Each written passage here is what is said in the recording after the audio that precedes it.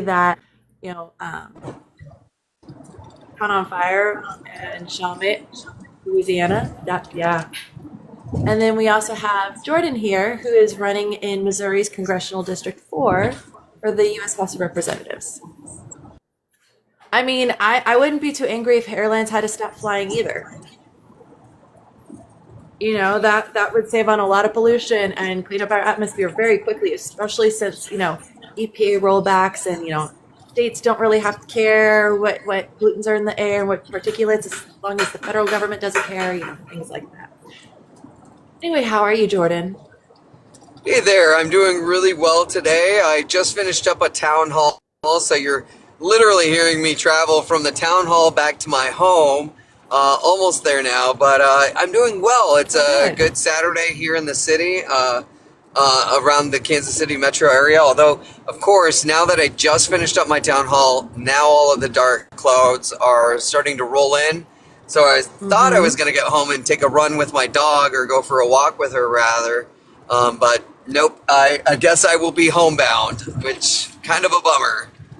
And fun story. So whatever weather you get, I get 8 to 12 hours later. Oh, great. Oh, great.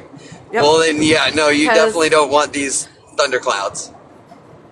Yeah, a former friend of mine lives in Kansas City, Missouri, and we used to laugh about that. Whatever she got, because of how the winds go up through, St. Louis and then go into Indiana and like through there. Yeah, no, I live in Indianapolis where we get the winds coming down from Chicago. We get the winds coming up from St. Louis, and then we also get the winds coming up from the Carolinas. Yeah. Jeez, yeah, does not sound like a whole heck of a lot of fun. Sounds very much like what we're already living with here in Missouri. Yeah. Yeah, it makes it like every day is like a new day with the weather, or heck, even some days on the same day, it'll change rapidly. So around this time of year and in the fall, it's the same way. A lot of folks tend to get sick. I know from me, I tend to be one of those people. That I tend to get sick during this period of time. So I know a lot of folks are just sorry about that. I know you can't see me right now, but I was trying to dodge a couple of drivers who are just Missouri is not known. Well, I don't want to bash on Missouri drivers because this could be Kansas drivers. They're not great. They're not great. A lot of these Kansas drivers are the ones who are messing up our roads over here in Missouri. But if anyone out there is listening from Kansas, I love you too. Yeah, he was just saying that, he missed Spirit Airlines. But, as much as it sucks that Spirit Airlines is gone because they were the most affordable option, good on them for the big FU to the administration. On Spirit Airlines? Yeah, because what was being offered, right?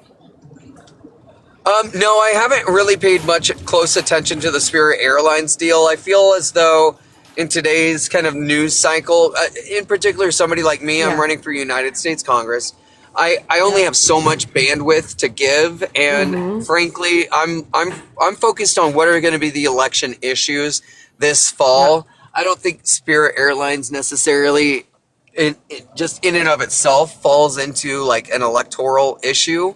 But the greater scheme of like what led to the downfall of this airline that was struggling, last year already, and why didn't the United States government doing anything to ensure that fairgoers or customers in the market space had any kind of alternative in comparison to Spirit Airlines? Oh, yeah. So what ended up happening is they offered a buyout where the United States would own 90% of Spirit Airlines, but they would take half of their fleet and convert them into cargo vessels, military vessels, and things like that. Yeah, that doesn't seem... No, that's... One, that seems like pirate profiteering. Yeah, it is 100% profiteering. That is the word you use for it. That is the definition of profiteering. Especially when a government tries to do that.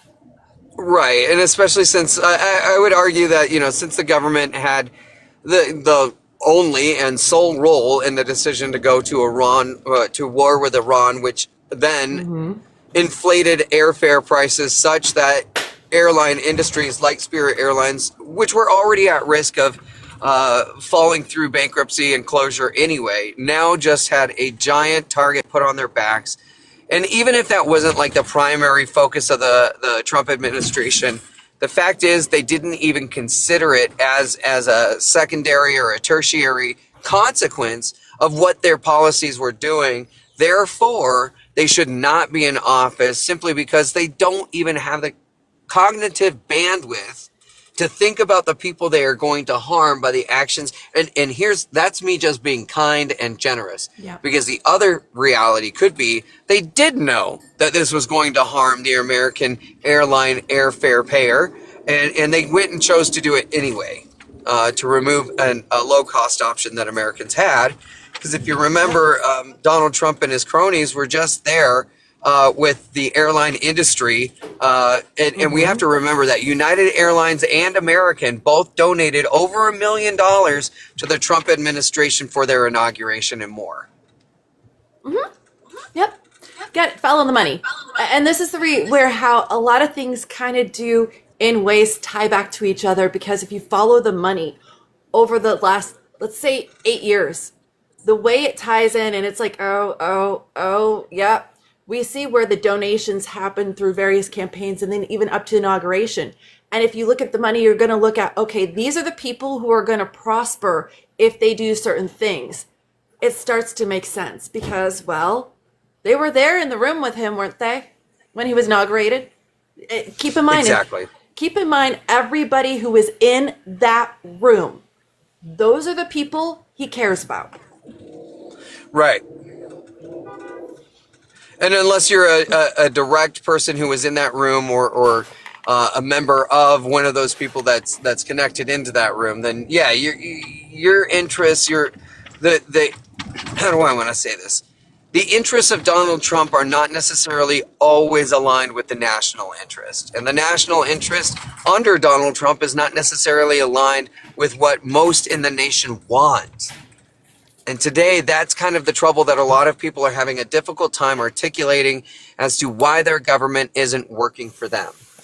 And, I was just at a town hall talking about housing affordability. And I really, first of all, I hate that phrase. I need every Democrat to stop saying the phrase housing affordability. Name one time in your life, housing crisis. Sure. Or even with that, though, how often in your daily life do you go about the streets and you say housing crisis or housing affordability? Either phrase. Do you ever use either phrase? Okay, that's not fair just because I do political conversations with people. So yes, I do. Well, outside of your political average conversations person, with people. No. Yeah. No, your average person is, yeah, and that's what I'm talking about, because we don't write laws for one sector, right? We write laws for the general welfare.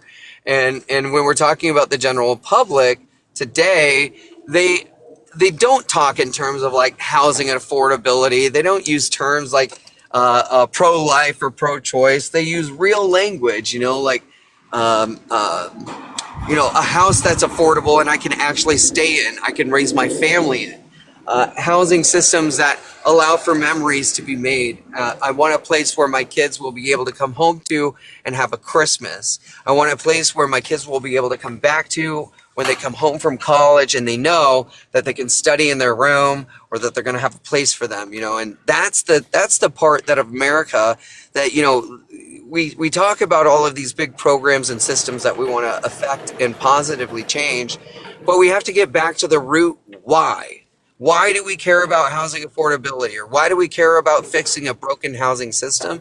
Because we want Americans to start families, and we want Americans to be able to have memories in the home that they raise their family in, and they're not going to continually be shuffled around from apartment to apartment, or worse yet, today, which is where you have a federal government saying, oh, if you can't afford a house, that's okay. Just make your life smaller. Go inside this tiny home. Go inside this van. Go inside this RV. That's where your American dream is at now. 2 or 3 kids in a bedroom instead of allowing each child to have their own bedroom. Right. Yeah. It's there's crazy. A lot of families like, I was lucky. My brother and I, we had our own bedrooms growing up, except for a very short period of time where we were in an apartment because we just moved states and we were waiting for the house to be built. That's the only time. Uh-huh. Otherwise, my mother was adamant that every child deserved their own individual bedroom so they had their own individual space. That is Something a humans need. wonderful, yeah. Yeah, and I would agree. And, I think when this election this year is going to be really, really monumental. And what I tell folks here in the state of Missouri, because I'm a Democrat running in a deep red state, Uh-huh. we as Democrats have to take the gloves off and we have to start talking to conservatives in a way that we are going to positively affect them. And now, this is just for the state of Missouri. I can't speak for the rest of the country. In our state, in my congressional district, there are numerous counties where even if I had delivered every single registered Republican to the polls, we would still lose the election. We have to get a massive get out the vote campaign done this year all across the country, in particular in red states. So if you're in Tennessee, if you're in Georgia, Louisiana, if you're in Alabama, Indiana. Mississippi, if you're in Florida, South Carolina, your number one job today is, like Obama said, don't boo, go out and vote. Go out and register people to vote. It's a 3-part plan. Register, educate, mobilize. 3 parts, guys. Register yourselves, register your friends, make sure they all know. Educate. Give them the dates. Where do they need to be? What time do they need to be there? What are the windows? And number 3, mobilize. Get their butts there, whether they have a plan or you have a plan or you're going to charter a bus, whatever you need to do, you need to deliver. And this is all across the country.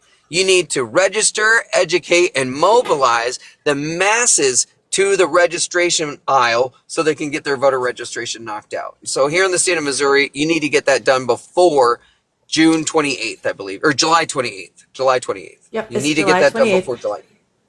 So here's the thing. Vote411.org. Tell everybody about it. Personally, I went on there almost 3 weeks ago. I was no longer registered to vote. I re-registered. I was unfortunately not registered in time to vote in the May primaries for my state, Indiana, and that pissed me off. Yeah. So here's the thing. Last year, and if you remember, they were pushing so hard for the voter registration rolls. It is so they could take a look at it and purge them of anybody who had a long history of voting with certain patterns like independent or Democrat and never voting Republican. Okay, that would be me. So they have been kicking people off, and here's the thing is they do not need to notify you that they kicked you off. My recommendation is every month, just go to vote411.org and make sure you are still registered to vote. Because the worst thing you could do is be registered to vote today and then show up on August 4th for that primary and not be able to vote.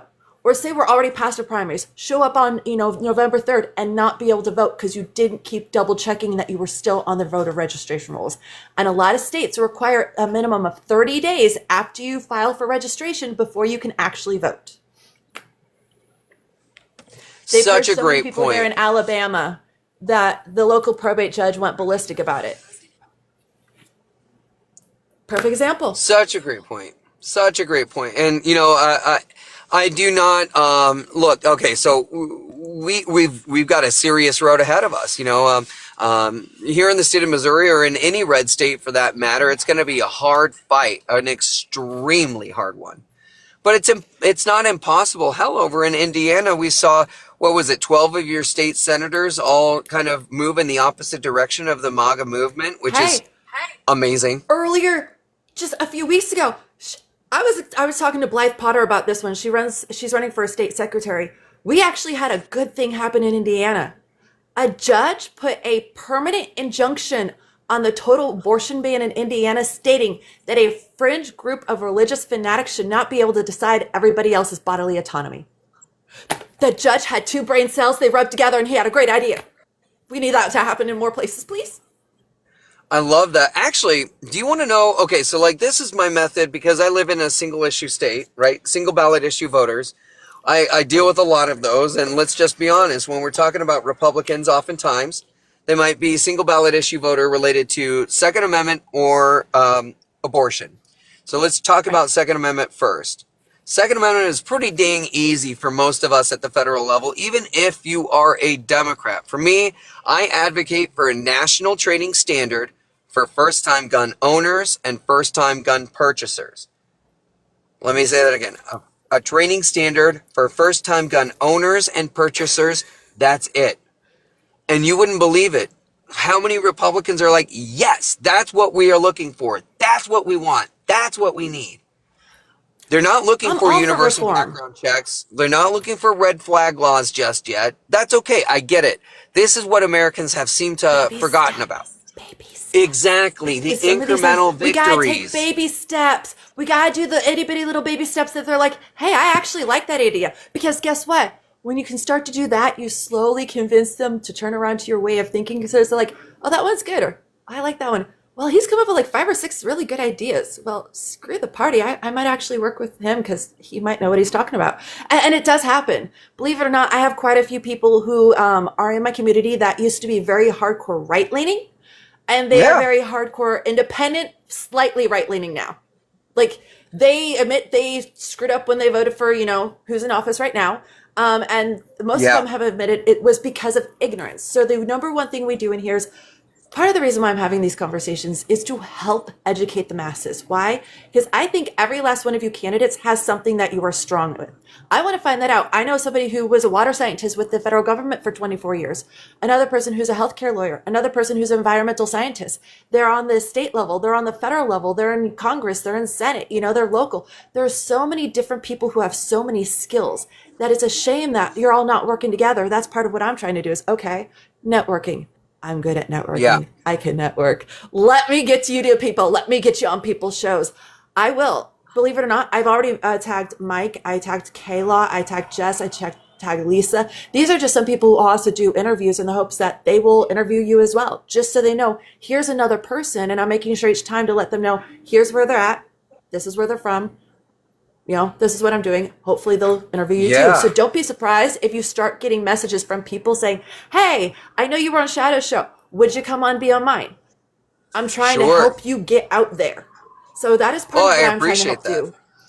Is network, you guys. I'll give you a copy of the video. I will post it to YouTube. I post clips here. I'll post clips on Instagram. I will tag you in all of it. So when you start getting bombarded with things like that, know that that's what it is. We've already interviewed Jordan. Beautiful. Perfect. See, Mike, I didn't know that you'd interviewed him, but I was just trying to get him out to everybody I know who does interviews because we need to do this for them. That's the only way they're going to get to the people they need to be in front of. We have such a great tool in social media with it being free for a lot of us to actually get people out there. And really, it takes, 2 hours of my time, which $250, please. Thank you. Joking. Not really. That's what I charge for massage. But it's one of those, I know not how valuable my time is. I would love to give money to every grassroots campaign. I would. If I did, I would go broke in a day. I would. I'd give $500 to you from my personal account and I would go broke. So this is what I can do instead, is I can try to help you get out there so you can help people. And I know somebody earlier said, oh, where'd he go? Well, he'll be right back most likely. To address Etta the Towie, you sit there and say, give me somebody to vote for. There he is. Give me somebody to vote for. Okay. That's what I'm trying to do, is give you guys people to vote for, people to have faith in, people to have confidence in, people that you can turn around and be like, hey, have you seen this video of this dude? I was talking to After the Uniform last night.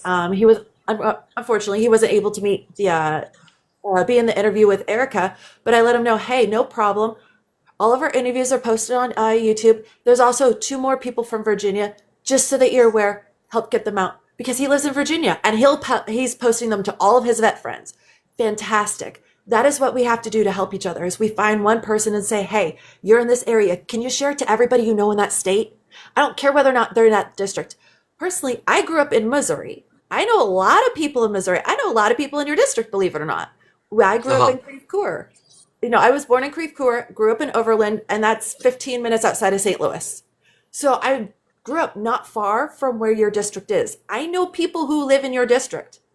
Oh yeah, yeah. I've already invited them, and I've already told them if you can't catch it on YouTube. Thanks, cause I'm trying to help. And all Well, I can do I is think that's so great, and like when it comes to the Second Amendment, as Democrats, we can stand up and just be like, this is who we are. Now, I'm a disabled veteran. I served in the Air Force for just under 16 years. What a lot of yep. folks also may not know, as a Democrat, my second job I ever had, I was like making lead ball shot for black powder rifle. So, Oh wow. when I tell these stories, it reminds people of who they are and how they grew up and the things that they did, and how I learned how to hunt and fish from my father and my brothers and stuff like that. And I'm very proud that as a Missouri Democrat, our campaign is now featured on a professional bass fishing team's boat. And we are hosting a Hey. trap and skeet shooting tournament this summer. So I'm very excited for that. This is what Democrats should be doing. We can't just allow the conservatives to take hold of these hobbies and traditions. And this other single ballot issue is abortion. And so I do something very, very differently than every other Democrat out there. I do not use the same retired language. So I actually just did this experiment today. I asked everyone at my town hall, only raise your hand and silently, because I don't care about the term you agree with or disagree with, but only raise your hand if you 100% agree with either term, pro-life or pro-choice. And you have to agree that the other term you do not choose adequately defines the other person 100%. Does that make sense? The term you choose for yourself defines you 100%. The term you do not choose defines your opponent 100%. And the reality is, it's way too nuanced. It's far too nuanced. I'm a pro-choice Democrat, but of course, I want to make sure that abortions are the least desirable option. So how do we make sure that we do family planning? How do we make sure that young kids, that young families, excuse me, not kids, young families and single parents, that they can go through with the delivery, right? Well, we need to do everything possible to incentivize life. And so this is how I change the discussion around abortion. I call it for what it is. They are pro-birth. We are support life Democrats. And here's As the is, thing: I go take it for a it. step further because for me, the pro-choice, all of that, it's forced birth. It's not pro-life. It is forced birth, and that's what it comes down to. Because if it was pro-life, they would value the life of the mother, and they don't. Well, see, and that's why, like, I try to just use my own language. I don't use Yep. theirs. As an attorney, this is what I learned to do in state and federal court. I don't use my opponent's language to win my cases. I use my language. And so my language And I in like this that. argument is, I'm a support life Democrat. I make sure that women forever and always get the confidential right to decide between her and her provider on what decision is best. Now, a support life Democrat understands that the number one barrier to family planning today is financial. So if you're a support life Democrat, you're fighting for a Medicare for all option, making sure that deliveries and adoptions are 100% covered and fully subsidized so single parents and young families don't leave the delivery room with debt and bankruptcy. We make sure as support life Democrats, we're fighting for school meals. We're fighting for SNAP and WIC all across the country. A support life Democrat argues that when we live in this kind of an economy, we must have a national milk bank. Because I understand when a single mom has to go back to work 2 or 3 or 4 days after she gives birth to now provide for her and her newborn, she is going to underproduce. She's not going to have the opportunity to be the mom she wants to be. But a national milk bank addresses infant malnutrition in a way that divorces us from Infamil and Similac. These are the policies that support life Democrats should be talking about. Making sure that women have prenatal and postpartum care for pregnancies. So that folks don't slip into depression simply, because of a natural phase of life, right? We can do Mm-hmm. things better. And, in my philosophy, it's this. You'll hear Republicans today about how do we have more babies in this country? We need more people, people, people. Well, you can't incentivize life by just constantly restricting the ability to seek an abortion.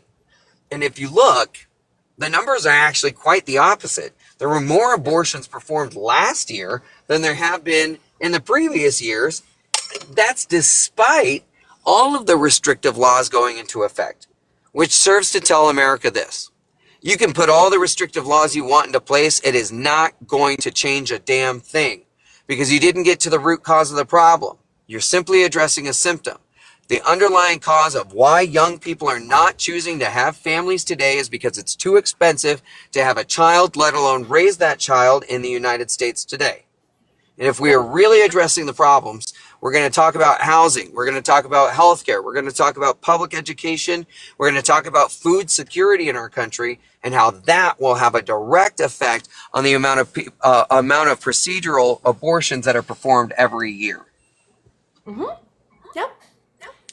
And that's just it. Is you're not wrong. People will always find a way to do what they need to do. All I can think is, the back alley abortions with the coat hangers for our great grandmas. We know that was a thing. We know that was a thing. It is documented that was a thing because we didn't have access to the care we needed because we were forced to have 8, 10, 12 babies and we couldn't afford all 15 of them, Right. But, well, and there's and so to many Mr. Good Sense, oh, go ahead. I was going to say on that, and even up until today we do still see families who have 8 kids within 10 years. And a lot of them is tied to certain religious beliefs. Mr. Goodsense has said, abortion has been returned to the states. No offense, Mr. Goodsense, but that's the damn problem. And if you need examples, I need you to take a look at the EMTALA cases out of Idaho and Texas that just happened in 2023. If you think that those were good examples of how abortion restrictive measures, aka being returned to the states as being somehow good, keep in mind these women almost died, sir, in Texas and in Idaho. So people like you could make sure that you got your feel good of I got to feel good and right, while some mother and some child and some family almost died in states away from you, Mr. Good Sense. I have read the 10th Amendment. I'm a constitutional lawyer. How about you put up or show up your constitutional law degree? Oh, wait, there probably isn't one. Oh, I bet that's it. That's why these keyboard warriors are here. The 10th Amendment, by the way, is the reserve powers. So, Mr. Jackass Good Sense here, I'm going to tell you a little something here. You're not going to find healthcare anywhere. Not in the 10th Amendment and not in the U.S. Constitution. And that's the problem. The 10th Amendment, by the way, Shadow, we're talking about the reserve powers that are not codified implicitly are then reserved to the states. That's where Mr. Good Sense thinks that he's being smart with his little coin there on his little thing. Look, man, healthcare should be a right. It's not codified anywhere in the United States Constitution. It's not discussed anywhere in the Constitution. However, we already talked about it as part of our inalienable rights as we set out through from the Church of England. So we already know it's life, liberty, pursuit of happiness, my friend. If you don't like those inalienable rights, I tell you what, there's about 180 other countries you can take yourself to. Yep, there are. And here's the thing, by all means, clap back, go off on them. I'm here for it because we need that kind of passion in politics.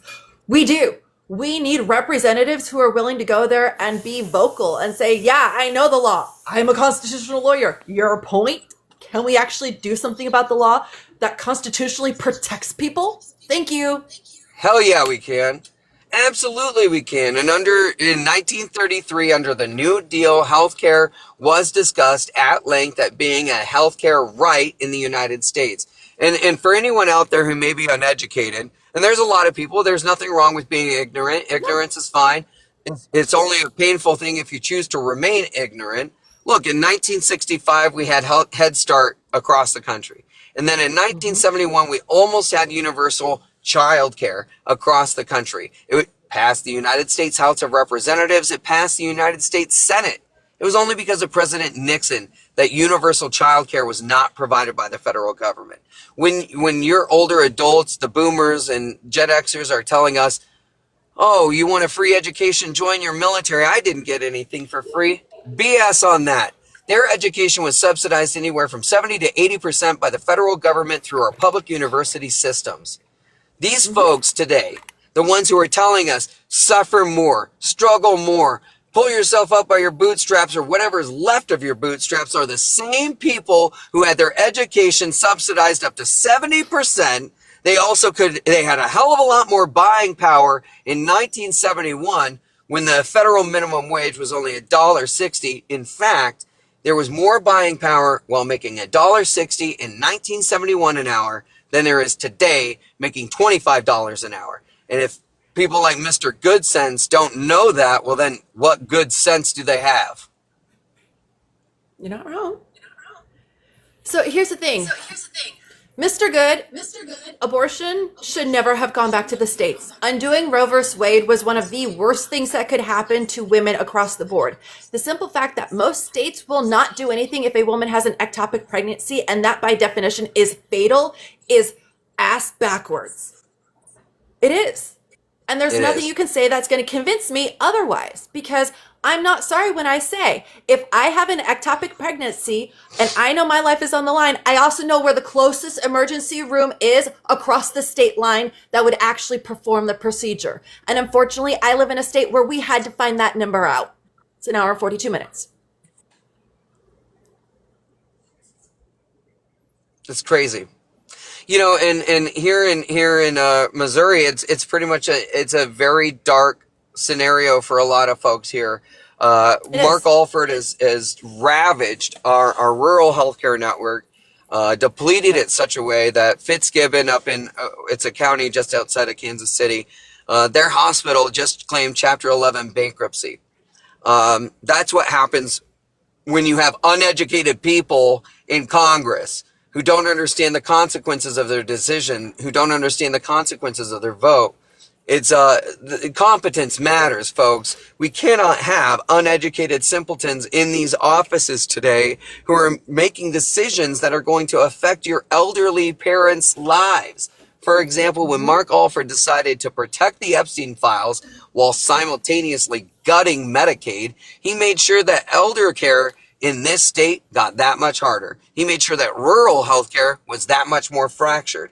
And now that not only has Fitzgibbon claimed Chapter 11, but we have four other regional hospitals in the 4th Congressional District around Missouri that are at risk of closure. One of them is Bothwell, and they support our active duty service members at Whiteman Air Force Base.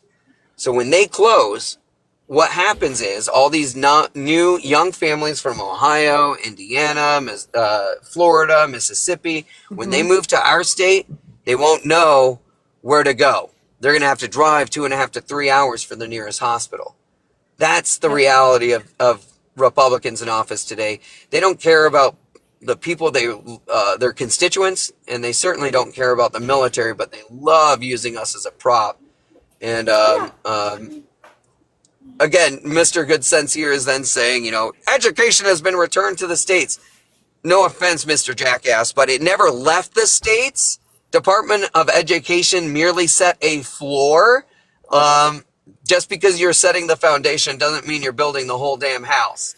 And if you want to be honest, yeah. On that note, the Department of Education is not being returned to the state, sweetheart. It's been moved to the Department of Labor. It's under the Department of Labor now. Our children's education is under the Department of Labor. Anyways, he was muted and blocked, so. Oh, good. Well, even so, at that point, I just like to address misinformation when I see it so people don't see it, read it, and believe it. You know, so for anyone who might have read his education aspect, look, when you don't invest into education, you get an ignorant mass. Point blank, period. No reason to argue it.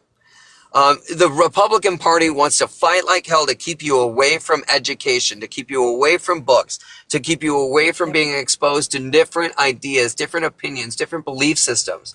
There is an absolute reason why. There is an absolute reason why. Has the Democrat Party ever tried to tell anybody in America to stay away from conservative ideology or conservative think tanks or to not think about conservative politics? I mean, I can't really think of many instances where they've like even followed through with banning books of that nature. Sure. How many Democrats have ever gone around the country saying, "Man, when I'm elected, I'm going to get my revenge. I'm coming after them. I'm coming after the Republicans." Has any No, democratically elected Democrat, ever said anything like that? not that I'm aware of. But yet you see Trump doing it every single Oh yeah. day. If you asked me if I knew of any elected official who did, you know who I'd be pointing at. The Orange Mussolini, the first person on the top of the list. Going, Right. yeah, he's the one sitting there threatening everybody if they don't do what he wants. And at what point did the Republican Party, it's laughable. I mean, it's just laughable. This was the party that made fun of, now I'm an openly gay candidate, right? This is the party that made fun of gay people, saying we couldn't serve in the military because we couldn't throw we couldn't throw a ball, we threw like a girl and stuff. I remember these Yeah. arguments. It was so stupid. And yet these are the And the same best part, people. What's that? my dude, I played softball. I could throw the ball from the outfield all the way to the catcher in one go. So yeah, sure, throw like a girl.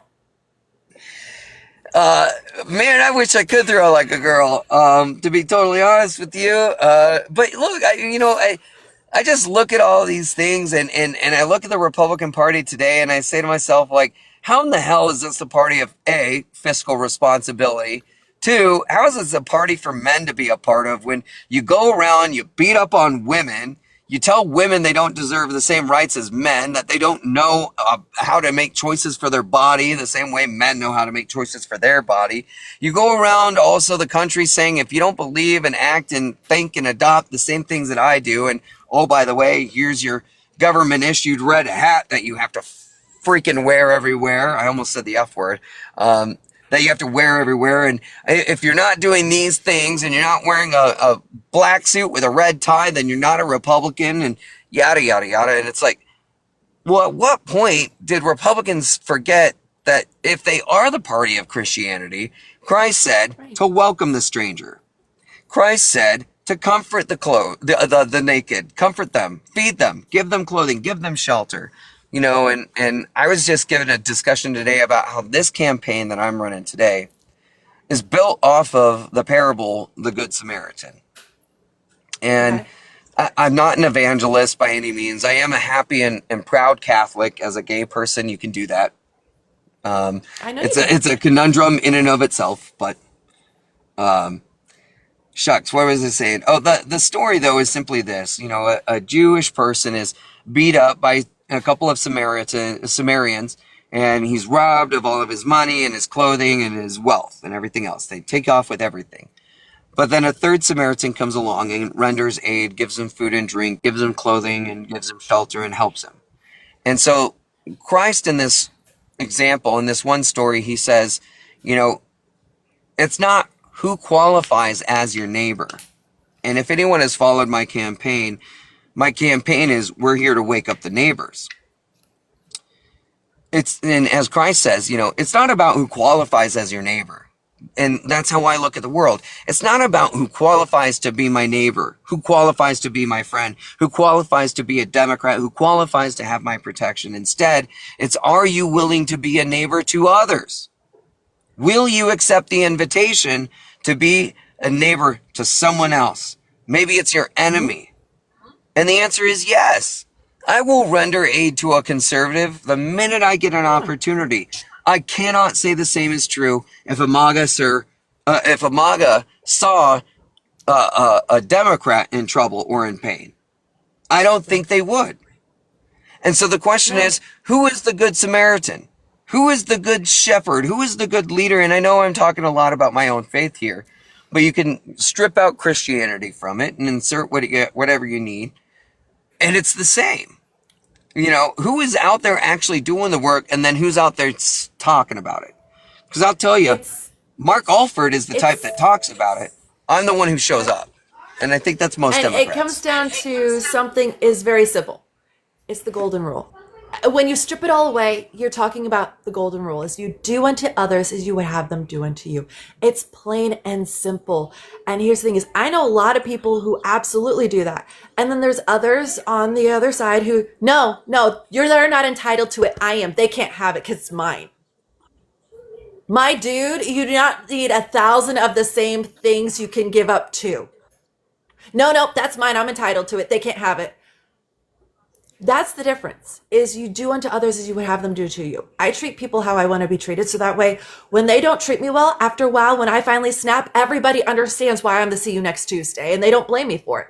Because I'm not a see you next Tuesday unless I have a very good reason to do so. Instead, I'm the person where, nope, I will give you the shirt off my back. I wear my heart on my sleeve. I'm kind until you make me not be kind. And I don't like not being kind until I really, really freaking enjoy it. So please don't make me not be kind. Yeah, no, I mean, I really appreciate that. And you know, today's Democrats today, what I would say, or to anybody who is not a Republican, this is what I would say to you. Be bold, be brave, be 10 times louder than any Republican you know, because we need to drown out their voices. And it doesn't need to be one voice. It could be a collection of voices. But today, if you are not registering people to vote, if you're not getting people excited and motivated to show up in the midterms all across the country, then we are in for a mountain of pain. I don't even, I've started to talk about what I think is going to come down the line if we do not win these elections this year. And keep in Yeah, mind, let's talk that. out of all of this shit that is happening right now, this has never happened before. Oh, yep. This has Understand. never happened before. Every Go day ahead. we are living through another once in a lifetime event. And personally, I'm tired of living through once in a lifetime events. I would agree with you. I am so exhausted with all of this stuff. I'm ready for, gosh, how do I want to put this? Normalcy. I'm ready for government to be boring again. I'm ready for C-SPAN to be like, oh God, change that channel. Who even watches that? That would be nice. I mean, today I'm that we ready see for so people much. to not make money while they're in office. Oh, yeah. Hell, it'd be nice if the American people could make $1 back, let alone than the Right? billions the Trump family has already made on our Uh huh. backs. Uh huh. Yeah. I had a line the We other can start day. tying all those together. I had a line that I had said the other day because Mm, who was talking? Someone was talking about Christian nationalism, and I yep. had said, "Oh, that party over there, they're the party of prophets, but they think they have a prophet. Yep. Yep. They're none of it. They're none of it. No. They're not No. the party of prophets either. Remember, this is the party that is now spending $1.5 trillion of non-discretionary spending on the Department of Defense. This is the same organization, same party that has exhausted nearly 50% of all of our munitions in less than 2 months on this war with Iran that will cost billions to replace and years to rebuild. I mean, these people, they don't know what the hell they're doing. The tan suit No. scandal. Nope. That's They're going funny. to bleed us dry, and then they're going to throw their hands up and be like, oh, well, what are we going to do? Sucks for you Right. guys because now it's on our soil. And that's ultimately that's my fear. And I know that is for quite a lot of people where we don't want this war because we don't want it coming back on our soil. I would pay attention to the energy industry right now. Pay attention to the energy I am. sector.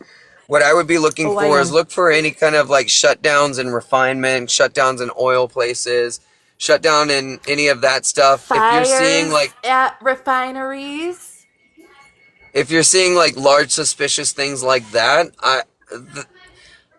this is just me. Now, if it were me, and I have a degree in battle and strategy, if it were me and I were trying to plant a false flag, what I would do is I would destroy the United States energy sector in some way. I would take a hit to the energy sector and blame it on Iran.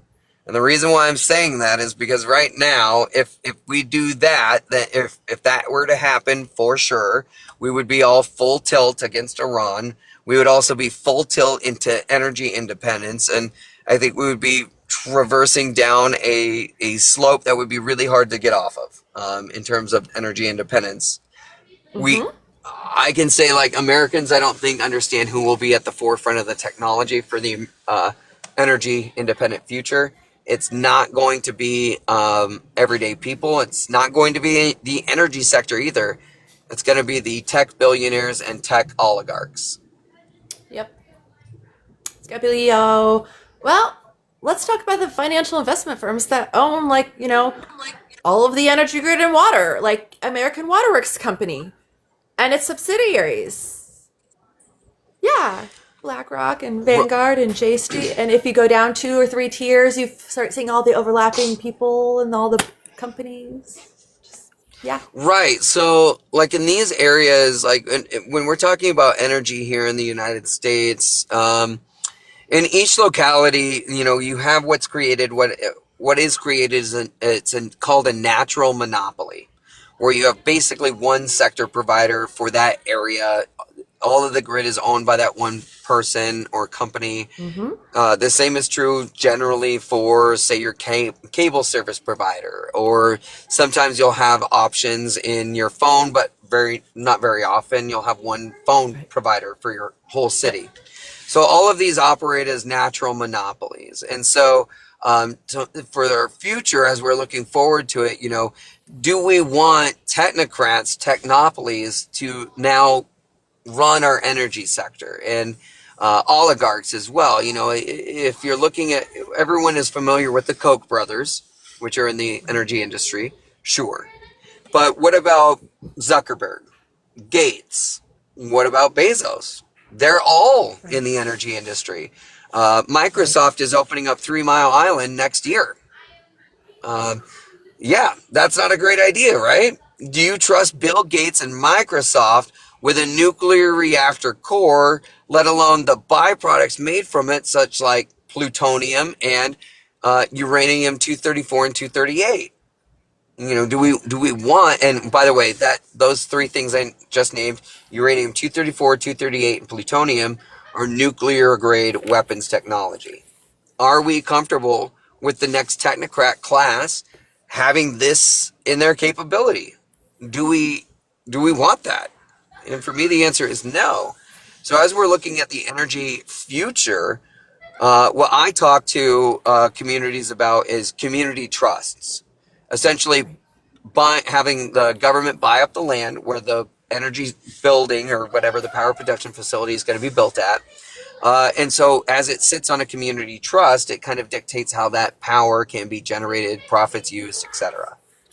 The same is also true for a public trust, which is another vehicle that I use. A public trust would be like if the taxpayer came together to build a SMR, or a small mobile reactor. All of the energy that's produced by that reactor and then sold back to that same community, all of those profits are reinvested into the community. That's kind of how a public trust works. And you'll see them often in the Netherlands, but you'll see one also in Alaska. And I wouldn't ever call myself a socialist. I'm not that far, but I do like social democracies, like in Sweden, Denmark, and Norway. Right. And for anyone who's listening and may not know the difference, a social democracy is different than a democratic socialist. A social democrat, like in Sweden, Norway, those countries, they believe in a free market economy, just like we have. But they also believe that government is there to regulate industry so that way those at the lowest rungs aren't disproportionately impacted. That's social democracy. Democratic socialists believe that socialism is the only answer. But going in through constitutional and lawful means to institute said laws and policies and create ways to create socialism, that's their vehicle. So there's a difference. I would call myself more in line with the Sweden, Denmark, and Norway models, in that government regulation is there to protect those at the lowest rungs. As it should be. And in those models, when you look at their energy, they're doing a lot of really cool stuff over there. Like they have green technology that supports their data centers through solar and wind, and then hydrogen as a backup fuel source that they use from the water source that they pull from. And they just use electrolysis to draw out that hydrogen, separating it from the oxygen. and then they compress it, turn it into a fuel. So I mean, there's really cool stuff that's happening all around the world, and you know, if we're willing to just invest into our technologies here, we can deliver back to communities through either a community trust or a public trust. I am listening. I'm also making notes. I know, no, you're great. And a lot of the stuff I talk about, I appreciate it when I see people taking notes because you probably haven't heard these talked about in a very, very long time or ever, you know? Well, a lot of it is so I can refresh on it, especially for like next conversation. And then some things, yeah, you're right. No clue. No clue. Yeah, so I'll like be a the first to public admit. trust, they used to be I'll be the all first to across the admit, United States. Go ahead. Oh no, I was just going to say, like public trusts and community trusts, they used to be all across the United States, and it was a way to make sure that the profits that were derived from certain things like a dam. If a dam was built and that hydrothermal or hydropower was used to power a said city, all of that profit money was then reinvested into something else.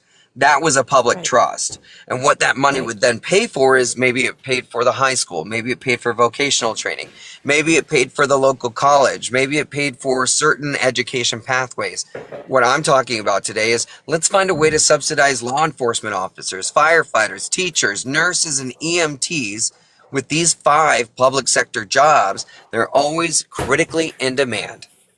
And they're a big part of the reason why our education system is fractured, why our public safety system is fractured, or why our healthcare system is too expensive.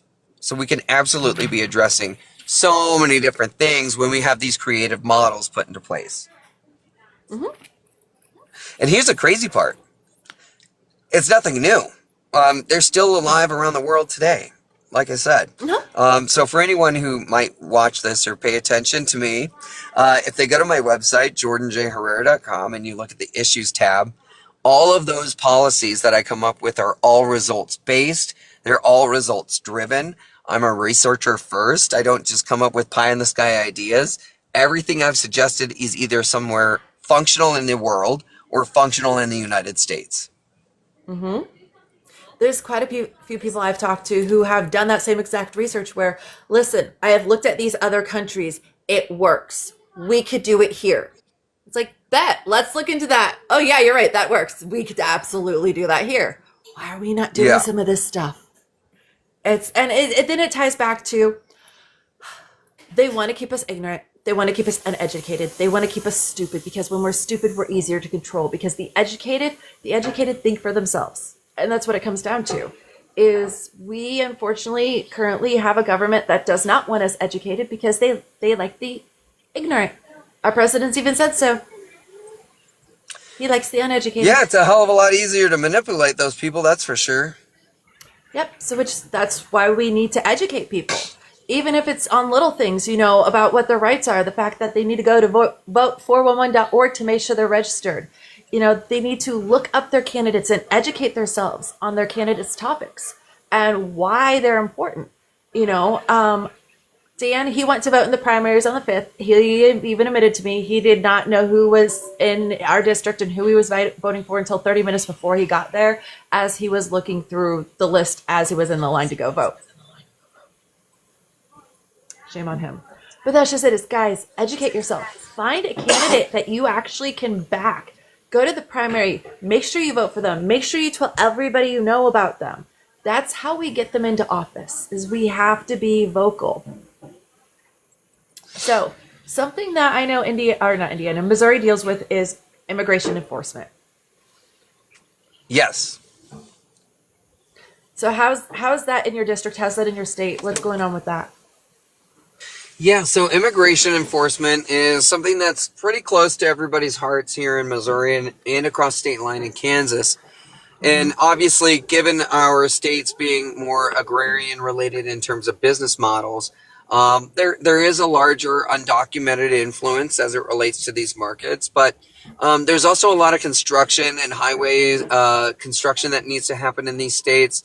In Missouri in particular, we have a lot of forest fire prevention stuff that happens. And I'm naming these industries specifically for a purpose. Right. So number one, when we're talking about the food system in America, about 14% of the food system is made up of undocumented labor. Yes, that is a massive portion, but it is not the majority of the farming and agriculture community. However, they do make up undocumented labor, that is, makes up a massive portion of the construction market, and also your forest fire and prevention markets as well. So immigration around here kind of looks at different depending on who you're talking to. It. Farmers know and understand they don't have the manpower, let alone resources, to afford for labor, American labor. And so you've seen a carve out specifically for farming and agriculture by the president for undocumented folks. And you'll see like the H-2A visas are they're trying to work something out with them, but they're still, that's for agricultural workers and that type of transitional work. Now the H-2B visa is for construction workers, people who are coming over to do work with our unions and things like that. And they're also frustrating that process. So for me, number one, when I get elected into office, DACA is American. Number one, DACA is American. Deferred action for childhood arrivals. If you are a child who's been in this country for over 20 years, you're an adult, first of all. You don't know any other country but the United States. There's no reason that this government should be talking about sending you somewhere else where you don't know the world, you don't know the language, you don't know the culture, and you don't know if you're going to be a productive member of that society. Well, we do know you can be a productive member of this society. So DACA is American, number one. Number two, I'm going to fight to bring back a program from Ronald Reagan. Now, again, I try to find their figureheads, right? I know that Ronald Reagan is something that every Republican loves. But underneath Ronald Reagan, he had an agricultural workers program where you could obtain a green card through naturalization process if you worked a job, an agricultural job for 8 years or more. And during that period of time, you paid your taxes, you showed up to court once a year, you paid your court fees, you kept a job, you didn't get in any trouble. After 8 years of that, you could be an American citizen. There are people in this country who've been here for over a decade, sometimes close to two or more decades, right?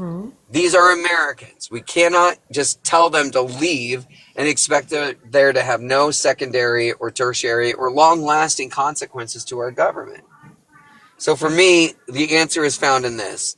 Number one, we have to find a pathway to citizenship for those who've been here for 10 years or more, who've met all of those metrics. They paid their taxes and they can prove it. They've never been in trouble and they can showcase it. We can do a background and nothing's going to pop up. They held down a job and they can prove it. Great. You're an American. You deserve to be here. We want you. Now, if you cannot measure up to that, then I'm so sorry, my friend. You got to get out of here. Now, I think the lottery system is stupid. I think we need to change that. However, we can't overwhelm the system with too many new arrivals every year. The point is, though, if we don't have the answer to what that number is, we should be doing the regulations necessary to finance the impact study. Get the research done. Get that bill legislation completed. Research the act necessary to actually get the data you need to be responsive and move from that direction. And so for me, as it relates to immigration, you'll see on my website, I talk about building up binational relationships with nations like Guatemala, El Salvador, and Nicaragua, and more. And the reason why I believe in binational relationships here is if we are building immigration facilities or not necessarily immigration, but refugee or asylum seeking facilities in the host country, then we immediately deal with the immigration problem at its source. We're no longer allowing immigrants to traverse thousands of miles only to arrive at our port of entry and for us to do the most inhumane thing, which is to kick them out and turn them back home. Instead, my belief system is this. We need to tell people in these other nations, we're willing to work with you, we're willing to build up economic relationships, because I know that when you build up economic relationships, you can also root out corruption. You can also build up and bring in human rights. Because if you're a girl in Guatemala today, you don't have a right to an education. You don't have the right to your own body. You're going to be sold at some point to a husband, and he will decide what happens to you. He will decide how many kids you have. You will live with rampant, like difficult food insecurity your entire life, and you will never have access to health care. And I tell people that story because then I ask all the men and women in the room, now pretend you have a 6-year-old girl. How many miles are you going to walk so she has a shot at life? And the answer changes people. You know, it's because now you've humanized these refugees. And oh, by the way, we've come up with a solution that deals with it in their own country, not ours. Right. Right. No, that's a great idea. It really is. These do work too. I mean, if you need examples, look post World War II, what happened in Germany and what happened in the Asian Pacific Theater. Yep. No, so again, here's the thing I know is our country was born on the back of immigrants, regardless of their race. Even if they were brought here against their will. Eventually, by the time they passed, they'd immigrated. Their descendants are here. They're part of our history, regardless of what our history is. And then we have people such as, the current president who's trying to erase our history, who's tearing down monuments for, Black History Month, who's tearing down monuments regarding Native Americans, who's putting back up monuments for Confederate soldiers. Make that make sense. So it's one of those, like, even my own great-grandparents immigrated. I'm born from immigrants. Uh-huh. But you'd never know that I'm also Native American because I'm redder than red, I'm whiter than white. But it's just one of those, you never know when you look at somebody who's actually born from immigrants. Not everybody came over on the Mayflower. Not everybody who is, reflective of the sun is somebody who didn't come over as a slave. My family came over as indentured servants even prior to my great-grandparents coming in from Italy. Or not Italy, Ireland. My great-grandparents came from Italy. But it's one of those, most of us are actually descended from immigrants. So why do we hate immigrants so much? Why do we not want them? And that's the good question is, why do we not want them? Because they, in and of themselves, well, hi there. They in and of themselves I'm so sorry, by the way. I didn't know I could control that. I thought that was something that you could control. No. Yeah, my bad. But it's one of those, like, they contribute more to taxes than most of us do. They're less violent offenders than most American-born citizens.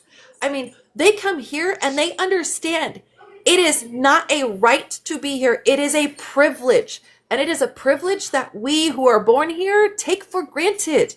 It's why our country is the way it is. Because, time and time again, the people who have the money and still in power, they've purposely pushed us down and made us hate each other. They've divided us. So instead of looking at them as they are the problem, we look at each other because, you're a different pigmentation than me, so I must dislike you. As far as I'm concerned, we're different colors. I thought we're different races, because that's what somebody's told me is, no, we're different races. I'm like, we are? I thought we were all just human beings with different pigmentation. Like, right. Literally, as a licensed massage therapist, if I peel back your 7 layers of skin, the next thing is going to be a fascial tissue layer, because it is here, is your skin to your muscles.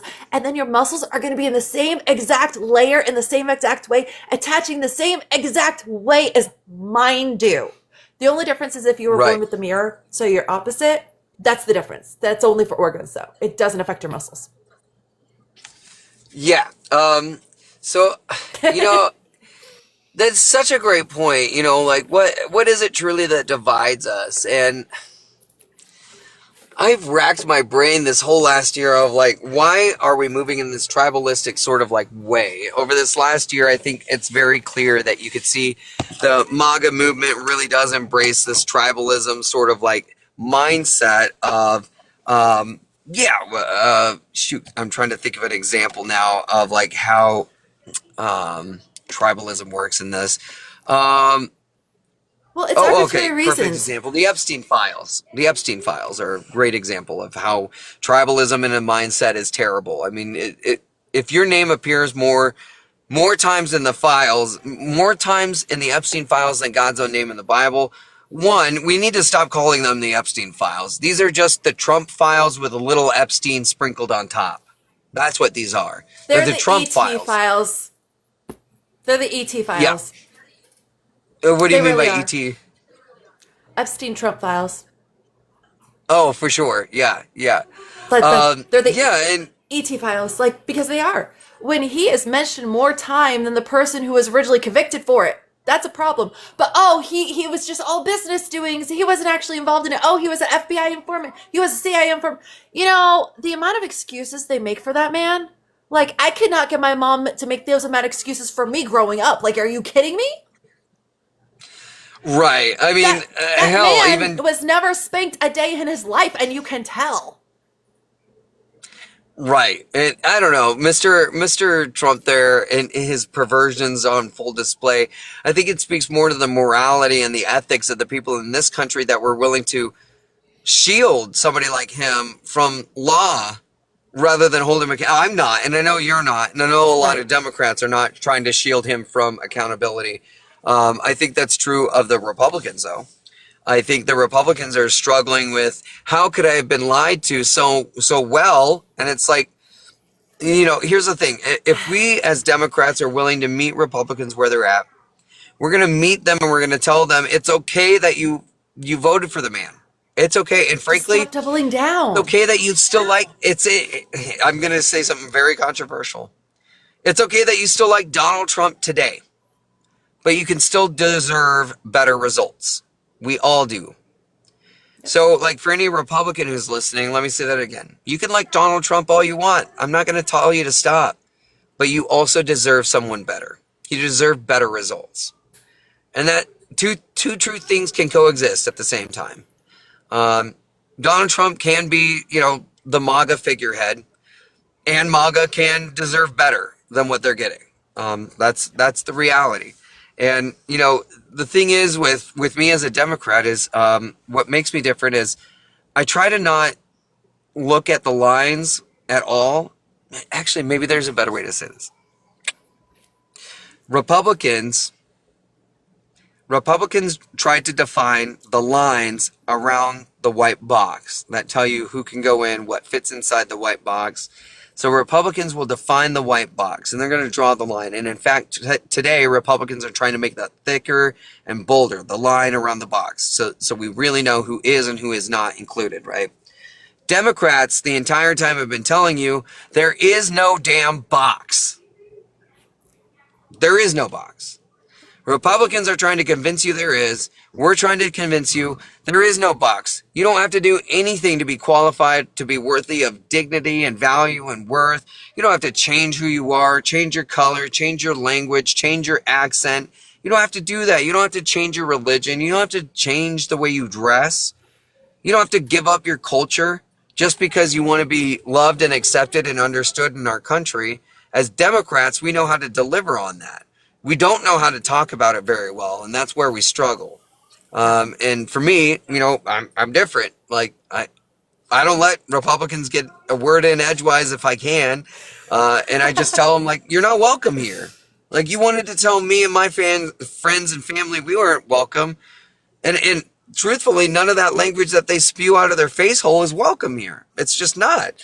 No, they can listen, they can learn, they can participate, they can include themselves into the discussion we're having. Yep. But I'm not going to be talking about, like, Obama and birtherism anymore. I'm not going to be talking about Hillary Clinton and her damn emails ever again until Pete Hegseth has his ass in front of Congress and he's being grilled on an investigation as to why 3 F-15s were shot down out of the sky, as to why the Navy isn't being fully fed, as to why 225 buildings were destroyed and never, ever communicated to the United States government. He should also be grilled on why over 400 wounded now over there and over 50% of our munitions are gone. Like, this guy deserves to be impeached day one. And frankly, like, all these weak, limp-wristed, and granted, I'm gay. I'm the only one who can say this here. I'm gay. These limp-wristed Republicans who are just like, oh, we can't hold Trump up. Get out of here, man. If you can't do it, I'll do it. You know? And don't get me wrong. I would hold a Democrat accountable. And if anyone knows me, they knew that I started my campaign by running against an incumbent Democrat. And it wasn't until Trump redrew our districts that I then had to run against an incumbent Republican. Well, either way, I'm here to make sure that the right people get into office. I don't care if you're a Democrat or a Republican. If you've been taking a check and you haven't been delivering on the results, you don't deserve your seat. No, you don't. No. And that's why I'm doing what I'm doing, and that's why a lot of people are doing what they're doing. I have found a lot of people who are like you. They won't let anybody get a word in edgewise for any reason. I love it. Don't get me wrong. I love it because it makes me even more passionate, excited, because it's like, okay, you're willing to keep the conversation going and going and going, and having breaks in and letting people say something at, reasonable intervals, but at the same time, there's no hate. And that's what I say is, we don't do hate in here. If you're going to do hate in here, you can move along. We don't do hate. We do Right. constructive. We do healing. We do growth. We don't do hate. I like that a lot, actually. I really love that. And, to your question, yes, we do have recreational marijuana in Missouri. As a veteran who survived 3 self-harm attempts by way of combat trauma, let me tell you, THC medication Helps. really calms those thoughts for me. It helps me to just really center myself and be more at peace, more than anything else. If you're a veteran out there and you've been dealing with, PTSD, suicidal ideation, please reach out to me. Do not suffer in silence. Reach out to me. I'm a 3-time survivor myself. It sucks. It is a nightmare. It is not fun. I still live with it today. I see two therapists almost weekly still today. So it's a journey, but it's definitely not one to feel sorry about or feel sad about. No, it's not. And just talking keep about reaching it, out, keep really, staying loud. what I can say is talking about it, because I suffer from bipolar manic depression, a lot of child abuse from my grandmere when I was growing up. So different spectrum, still has the PTSD. Yeah, no, I live in a state where I have to drive an hour and a half to the closest place because it's in a different state. Oh no. But listen, I also have fibromyalgia, so it helps to treat my pain. I have anxiety because of everything that's happened, so it helps me calm down enough so I can sleep at night. And then it really has helped me with my meditation and actually dealing with my shit internally. So that way I don't need it to cope throughout the course of the entire day. I just do it in the evening right before bed because that's all I really need anymore. It's fantastic. Right. I feel like I've gotten so much more out of being medicated by way of THC than I ever did, spinning my wheels with a bunch of... Now, this is not to besmirch any other veteran, but I've gotten more out of being calm, being still, and being quiet, and just centering myself than I ever did going around a group of other veterans who were dealing with the same kind of thing as I was, who were all just as polluted in their thinking as I was. Yep. And I live my life sober today, and I'm so grateful to God to do that. I struggled with alcohol for a number of years, but the thing I like to bring back to all of this is, whatever you want your novel to be about when it comes to writing a story about your life, right? Your autobiography, you're the only one who has the pen. And I think that's really hard for some people to remember, is like, if you don't like the way this chapter is being written, rewrite the damn chapter. You hold the pen. Only you hold the pen. And you can only give the pen away to someone else. And you can also take that pen back from someone else at any given damn point, because it's your life. And I wish that somebody had and actually, this was the thing that, it's so stupid, but it's a thing that really made it click for me. And then I was like, oh, I'm fine with being called an alcoholic finally. It was because somebody had told me, oh, you're a pickle. And I was like, what do you mean I'm a pickle? So, Shadow, you're a cucumber. And I used to be a cucumber. But we're both still cucumbers at heart. Now, I just drank a little too much, and I got brined. I'm a pickle. I'm an alcoholic. I'm a pickle. And once a pickle becomes a pickle, it can never become a cucumber again. Well, we were always cucumbers. Does that make sense? Right. So we're all still cucumbers. I'm just a pickle. And so when that sponsor gave me that bit of logic, it opened my worldview. It changed everything. And I do this thing where I pick up little tidbits of logic from people. And so like that one is one of them, is I'm just a pickle. The other is, and this is from Cher. And so anybody in the chat is welcome to make fun of me over this. But it's a great test for life. She said this, and she got it from her mom. She said, if it doesn't matter in 5 years, it doesn't matter. And like when you apply that in your daily life of like, do I need to spin out of control on this? Do I really need to work on this? If it doesn't matter in 5 years, it doesn't matter. That can help you to kind of like determine how much you're going to invest into something, you know? Like for me, those two things really just changed my life a lot. Of like, one, addiction is you're still the same. You're just a little different, and you just can't go backwards like a cucumber into a pickle, you know. And I just shared the other, but yeah, I don't know.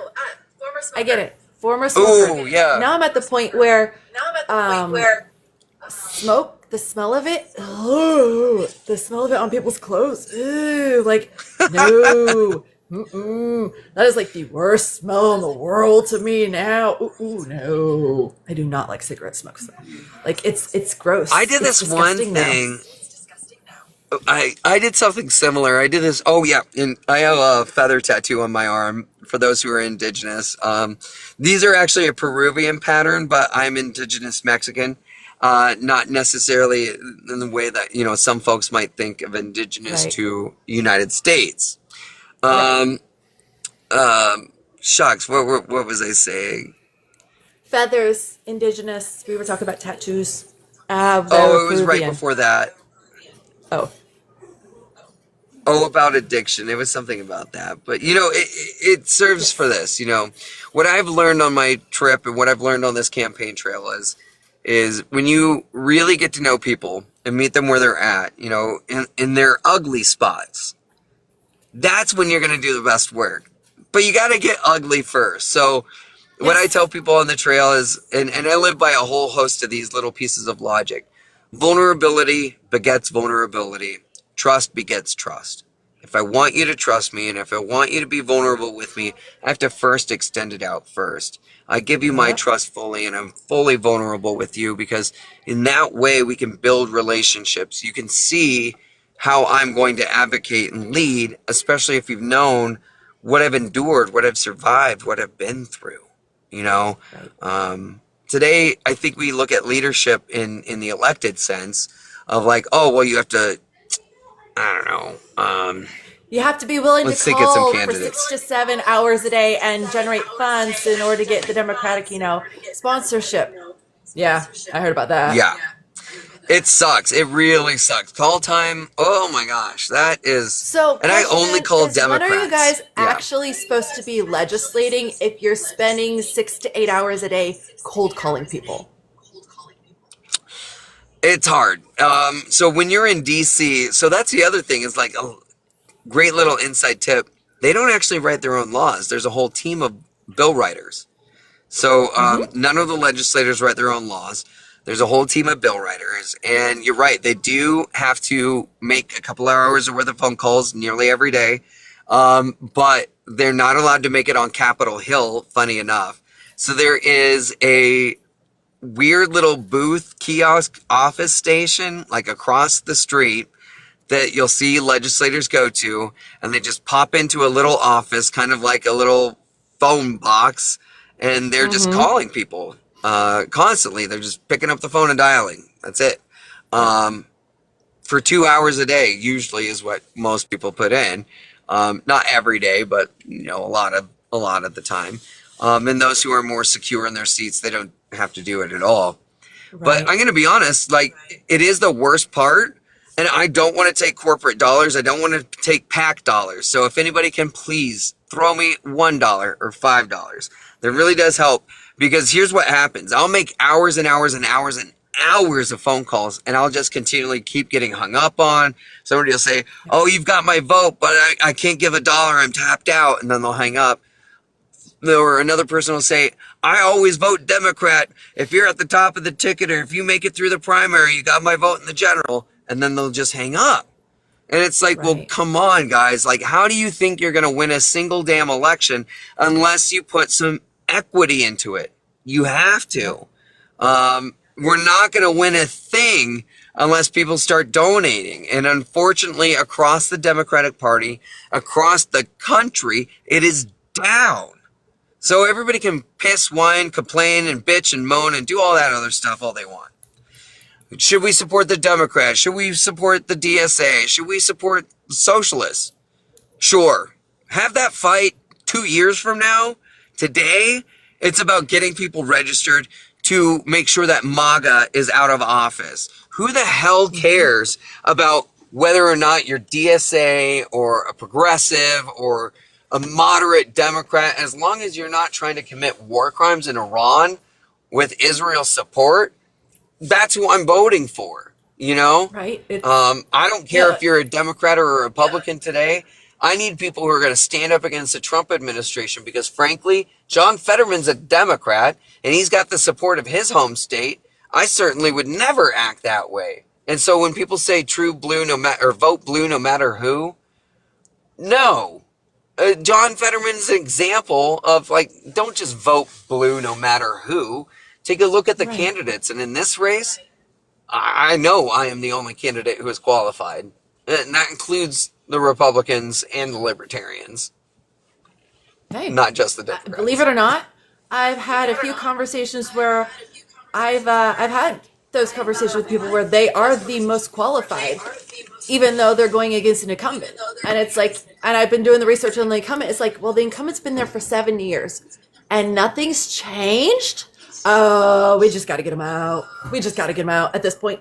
We got to get them out. If the incumbents are in position and they're not actively fighting for their people in the state, they need to go, regardless of whether they are independent, red or blue, period. We need to just get people in, regardless of party, who are going to affect change for the right reasons in the right direction. Right. We can't go backwards. We have to go forwards. We cannot go back to the 1950s and take away rights from women, because all I will tell you is there's something called Aqua Tofana, and I will be offering a 3-pack of essential oils called Water Fairy Tofana. Do with that what you will.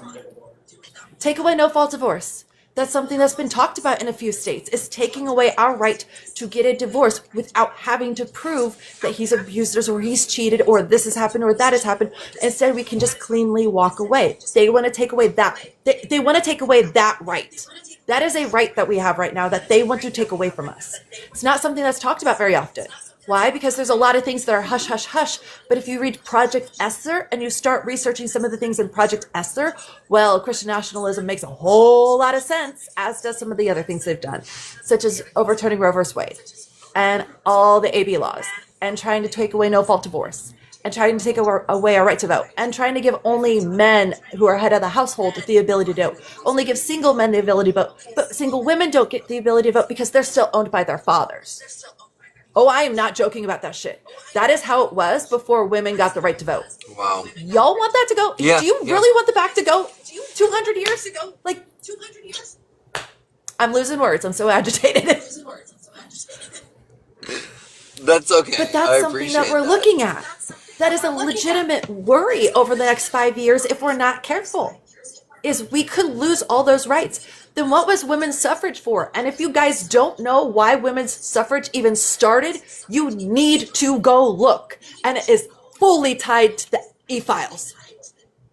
It is because they were tired of men marrying their 10 to 12-year-old daughters. That's why it started. It's because women started petitioning because they were tired of men marrying their children. Wow. Not adults. Wow. Children. Hadn't even had puberty yet. Still married off because some 20-year-old decided he wanted her. That is the world we lived in 100 years ago. 120 years ago. That's not that far away. That is literally still in modern history. Right. When we can sit here and our parents were alive when segregation was still happening. That's still modern history.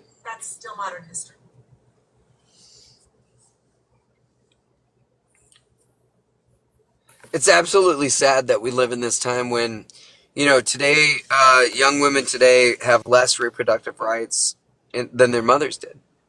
And, I had been at a couple of town halls last year where a few women had said something, combined to this effect of, I don't know how to feel that I got to live my entire reproductive life having rights, but my daughter won't.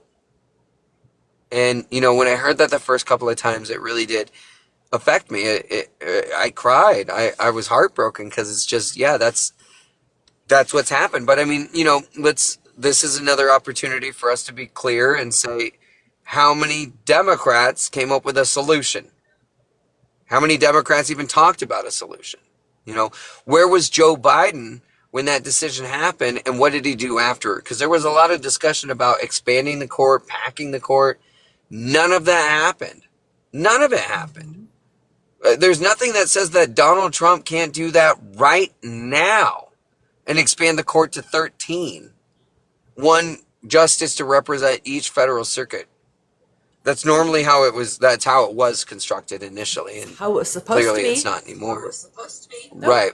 So if he expands it today, I mean, it's this kind of crap though that dumb, lazy, good-hearted, whatever you want to call them, Democrats though. Democrats are dropping the ball. The only reason why the one big beautiful bill passed is because we elected 3 Democrats who couldn't survive the session. They died. Within 3 months, they died. So the one big beautiful passed by 1 vote. 1 vote. We wouldn't have all of this if Democrats would stop electing people in their late 70s and early 80s.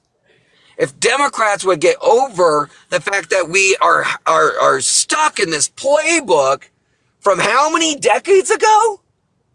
From how many... abandoned the damn playbook. The other team already got it. They mastered those plays. They built better ones, and we're losing ground over and over and over. And so it's just sort of, here's what we got to do. I speak my mind too, just like Donald Trump. I just don't have to walk on anyone's back to do it. He does. Yep. There's a difference between how we are today and why we need to elect people like myself is because I'm so tired of the bumper sticker logic, and I don't need an activist as an advocate. Let me say that one more time. None of you deserve an activist as an advocate because an activist doesn't necessarily know how to put pen to paper and get things done. An activist gets people activated in the streets. An activist is a protester. An activist could be an organizer, but an activist may not necessarily be a legislator. Those are 2 totally different careers, 2 totally different disciplines. So please do not look at activists, the loudest voice in the room, as being the most likely to be the best leader. Because oftentimes, the real leader never announces they're a leader. People know it. The people who are the loudest in the room, they're the most insecure because they need to be heard. I don't have to be heard. I know I'm right. If we go in other directions, people are going to, get hurt. We're going to waste money. It's just going to come right back around to my idea anyway. So, yeah, anyway, I don't know if that makes any sense, but like today I need Democrats with a spine, people who know how to hold their own. I don't need to raise my voice because I'm correct. There's no reason to raise my voice if I'm correct. Right. The other side of the aisle is going to raise their voice because they get angry and they get infantilized by it and they get into these petulant child modes. Let them. Why in the hell are we saving their grace anyway? Let them. Mark Alford, my opponent, has a high school diploma. I asked him, why did you gut Medicaid knowing it would harm rural healthcare, in particular military families near that particular hospital that was going to be closed? He said to me about 5 minutes after the question was asked, he didn't have a good answer, but then an intern runs across, hands him his phone, and he says, oh, Jordan, actually, my intern just showed me this thing on my phone and says, I got that hospital $750,000 in an appropriation this last year. Number one, you meaning to tell me you worked your ass off to get $750K for a hospital and you didn't remember it? You had an intern tell you that happened? You didn't work for it. Number two, how good is a research lab, which is what that 750K was for? How good is a research lab when the hospital's closed? Right. Zero answer. Zero answer. And it's just, Right. it takes that kind of logic, guys. Like when you just go and you confront them, bring a camera around, bring 5 cameras around if you can, record it, record it, record it. Not just ICE, but record these Republicans. Have them say stuff on the record. Make them make fools of themselves. Don't let them get away with it. There's nothing that says you can't record them in public. Do it. Help them. Help them out of office. Get them to throw themselves out by saying something off color or whatever else. We're just being way too damn nice with these Republicans. We got to start playing fire with fire here. And even better, we got to start sending out the shots before we have to take them. You know what I mean? I'm so tired of being on the defensive as a Democrat. Well, and it comes down to we just need to stop being nice about things. Because here's the thing, I'll be the first to admit I am not a nice person. I'm a kind person. I really am. I'm probably one of the kindest people you'll meet. I am so empathetic and compassionate. I would give you the shirt off my back and the food off my table until you cross me. Then I'm a cunt. And I enjoy it. I like being mean. It's why I'm a kind person. Because I know how cruel this world is, and I know this world doesn't need more of that. Unless you're going to be the one that keeps pushing that at me. Okay, guess what? Now I'm blunt. I'm done. I'm done. You don't get that kindness from me anymore. Now you just get the blunt me, and if you don't like it, your own damn fault. That's where we need to be, is we need to just be blunt with them. We need to be straightforward, and we'd be like, we're done. We're done coddling you. We're done trying to play nice. We're done. The ball is in our court, and we're going to take it. You don't like it? Come get it. Right. No, I think that's exactly right. And I think to one person had said Republican voters vote for off color. I'm guessing like what you're getting at is that Republicans voters are voting based off of color. I think to some degree that is a largely true statement. To a great degree that is a largely true statement. But let's also be honest. How many times has the Democratic Party ever said anything about white people? When was the last time the Democratic Party said anything for white working people? White working class Americans? I'm about to say never. They don't. They stay silent on it. Because we don't want to offend. We don't want to be like, oh, this is what we're doing for the white working class. Well, folks, you just can't just constantly say what we're doing for black and brown voices and then expect that white people are just going to be like, cool with it. We're fine. Like, no, that's so stupid. Again, call it for what it is, you know, white working class. Where do they work at? They work in trades. They work in unions. They work in everyday jobs. So sure, we don't have to say the phrase white working class. We can go to the places where they work and we can figure out what they care most about and how to improve their work centers. Look, that's how the Democratic base was built. It was built around trade. It was built around organized labor in 1933 when FDR is proposing the New Deal. It's based off of a workers' first agenda, right? And when he was creating this new Democratic Party, I would argue our party as Democrats today, as we know it, really started in 1933 under FDR. And it was built around a white working class with a black core. We have forgotten that. We have simply forgotten that. So we have to be clear about whom we are talking to, even white people, and remind them they are a central part of this team. They're a central part of our future. I don't think we're going to get anywhere unless we include all voices at the table, to include white working voices. And to Louisiana's point, though, if the other side of the aisle is only going to be a coloristic sort of vote, well, then, yeah, let's pay attention to that and make sure that we highlight. If you thought white people were only in the Republican Party, they're not. There are more white people. I don't know if this is true or not, but we need to showcase the numbers and parallel it out. That, you know, same number of Caucasians or whatever. Maybe more Caucasians are Democrats. Who knows? The point is like we just can't allow the racial line to stop us from trying. Yeah, and that's a lot about it. Even if another party is voting based off of skin color, so be it. The Yeah. rest of us need not to. The rest of us honestly just need to look at the person, the policies, who they are, like the kind of things they're going to bring to the table. Their skin color should be the least important thing. Okay, and then we have Rock going. Y'all see where the House leader here in Alabama wants to get the Supreme Court to overturn the 14th Amendment? No, I haven't seen that out of Alabama, but that's insane. If the Supreme Court were to overturn the 14th Amendment, we would have no country. We would not have a country anymore. And here's why.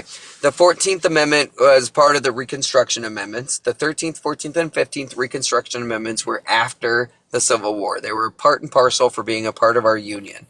You had to adopt them if you were going to be a part of our Union. So with the 14th, it meant due process across the land. So when we're saying the 14th Amendment, are you talking about due process or are you talking about natural birthright citizenship? Because both are in the 14th Amendment. So if we're talking about natural birthright citizenship, then yes, the Republican Party is trying to get rid of birthright citizenship. To me, that's insane as hell. But it has been litigated before. The last time was in the late 1880s, I believe. So there's no reason for us to be relitigating these old cases. And then, let's see. The other part of the 14th there is you have a due process right given to you by your federal government under the 14th Amendment. So if we were to lose the 14th Amendment due process right, that means no longer does the federal government have to give you due process for anything. An example of how the federal government is required to give you process and what it could be if they are not required to give you process. Number one, you're walking down the street and you're just minding your own business, but there's a police officer who says, you're black. We're going to stop you. You're walking while being black. That's enough for me to stop you. That would be a country without due process. Due process says you have to get a warrant, you have to have a valid reason, you have to have reasonable suspicion or a probable cause to stop. Though that's all due process. You're afforded that process while your rights are being, challenged or infringed or violated. A country without the 14th due process means due process to states, not the feds. The due process right that applies to the states is not in the 14th. I'm a constitutional lawyer, guys. I don't know why you try to school me on this shit. So I'm a constitutional lawyer. That's in the 5th. That's in the 5th Amendment. Thank you for the correction, though, Louisiana. But that's in the 5th. Appreciate you. Love you. But constitutional lawyer. Alabama urges the Supreme Court to let it eliminate a Democratic-held congressional district. So they're trying to have the 14th. They're trying to do an appeal to revert the congressional map with a one majority black district. That's why they're doing it. They have a one majority black district and they want to have it removed and reverted to how it was previously. Yeah, no. Can you say that one more time, actually, Shadow? That kind of cut out. So, Alabama filed an emergency appeal at the U.S. Supreme Court on Friday, asking the justices to allow the state to revert to a congressional map with one majority black district, setting up a potentially thorny question for the high courts as the justices have openly sparred over whether partisanship has played a role in its redistricting decisions.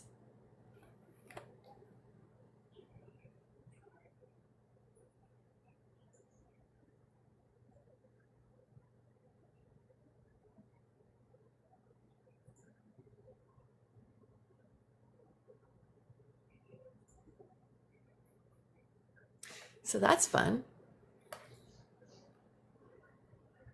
She was correct. My bad. 14th, you're right. 14th is applies to the states. The 5th applies to the feds. My bad. Thank you for saying that a second time. After you put it in there a second time, I was like, let me just check because I want to make sure. No, that's fine. I'm like, I did get it reversed, so I apologize. Oh, it was Louisiana Beach Geek. I don't know if they're still here or not, but Louisiana, I apologize to you. You were right. I got my due process amendments mixed up. It was the 14th attaches to the states, the 5th attaches to the feds. My bad. But to the point that was being made, which was what would happen if the due process, thank you so much. I apologize, Louisiana. Thank you again for the clarification. When I saw it the second time, I was like, I'm pretty damn sure, but let me look. Let me look. So he was right. He was right. Yep. But to that point, though, when we see due process stripped away out of the 14th as it relates to the states, it's still the same endpoint of the states then do not have to give you any process where they can just violate your rights as they so see fit. Ultimately leading to, yes, it is confusing at times. Yeah, you're right. Well, and I also just got out of a town hall. I've literally been talking for since 1 p.m. today straight. Ooh. This is a grueling So schedule. 2 p.m. my time. So yeah, that's why I'm also a little bit dry in the mouth. I don't have anything in my car to drink anymore. I drink everything. So, but to that point though that he was bringing up to, you know, when we see the federal government strip away rights, whether they're due process rights, voting rights, the right to petition your government, whatever, you have to understand, like, they're coming at this from a place of they see something you have and they don't want you to have it anymore. There is a reason. Maybe it's not the one that's initially right in front of your face. It could be something that I may not understand right now, but give it some time. It'll be more long term, and we'll figure it out. If they're trying to repress votes right now, we know that they're trying to hold on to Donald Trump being in office the longest that they can and having as much influence and power as possible. I was watching CNN today. They had kind of shown, like, if the South redistricts all of their districts, that the map would look somewhere around 231 to 235 or 20, something like that, to 201, or I can't quote the numbers directly because I was watching it on my way out of the apartment today. But again, you know, we will not win anything unless we register in huge numbers. Registration is the answer. Right now, they're red majority districts. Why? Because Democrats don't vote often in these red districts or in these red states. So more important than anything else today is get out there and register in huge numbers. Huge numbers. Make sure everybody you know is registered. Tell everybody you know. Ask them. Are you sure you're registered? Go to vote411.org and make sure you didn't get kicked off the voter registration rolls. That's what I'm telling everybody. And they're like, wait, what? I'm like, oh, did you not know they can do that and they don't have to tell you? And they're like, oh, no, I did not. I'm like, yeah, that's fun knowledge that everybody doesn't know. Promise. Right. Yeah, and I didn't know that either. Actually, tonight is the first time I learned about vote411.org, so I will be going and checking it out because I just updated my registration, so I want to make sure that it gets current. And granted, I updated it about a week ago, so it should be updated everywhere. So I want to make sure, though, and I'm going to keep doing that all throughout this year. Once a month, I've got a timer already. Like, I'm checking, and I'm printing it out every month. I'm printing it out that it's current, it's updated. I printed it out. Yep, exactly. Yeah, they can do that. And then if any men are listening, women are great about this. They're doing all the preparatory work right now, getting their birth certificate, citizenship paperwork. Guys, fellas, boys, the SAVE Act is not gender specific. Okay? So when men go to vote this time, you need the same stuff. You need your citizenship paperwork. You need your birth certificate or a passport. Your ID isn't going to work, fellas. And I've been pretty clear with Democrats about this. Like, make sure you show up with everything you need and then some, because you don't want to be turned away. Those Republican men, they're not going to think about it. They're not going to think about it this way. So let's make sure that every Democratic man votes and every Republican man who can't vote is kicked out of it. Yeah. It's hard to find unbiased sources from which to gain accurate information. You're not wrong. It is very hard to find unbiased sources. It's very hard to find any sort of media that is not pitching a rhetoric that is false. We have to go to other countries' social media, like BBC, in order to get the truth of what's going on outside of our country because they don't want us to know. There's a comment here from K Law. It's not. I was like, don't be confused. In 1 second, I was like offended, but in the next, I was like, oh wait, there was a message before it. So I Yeah. appreciate that. Swingleft.org is a good one too. And then I saw their response back was, "We got a Grinder app." Like, whoa, hey, whoa, why are we Honestly, singling me out here? that would be the DNC version of Grinder, which is the RNC app. Let's be honest, we know what's happened the last 2 years when the RNC came to town. Yeah, yeah, The app crashed and it hit the power grid. Like, yeah. That's so funny.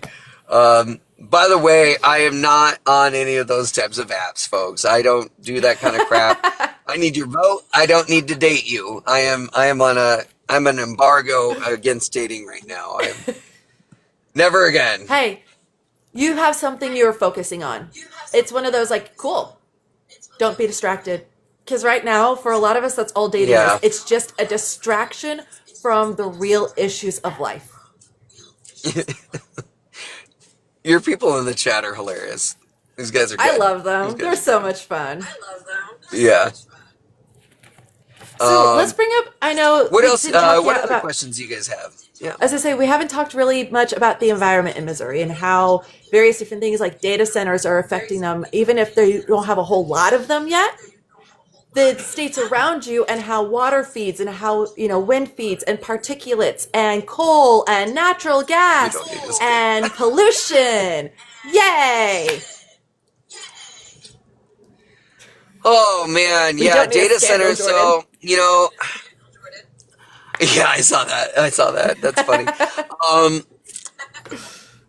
We might need a scandal. Like I could be our modern JFK. I just need my Marilyn, but it has to be the Hi. male equivalent of a Marilyn Monroe. A male liquid. There we go.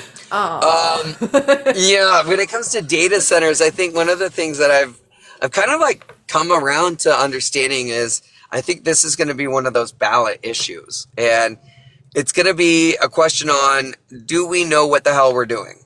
So Republicans, I don't think they really know what the hell they're doing. They're going to be on the side of big business, big government, like they always are. Build, build, build. Who cares what happens next? Democrats, from what I've seen so far across the country, are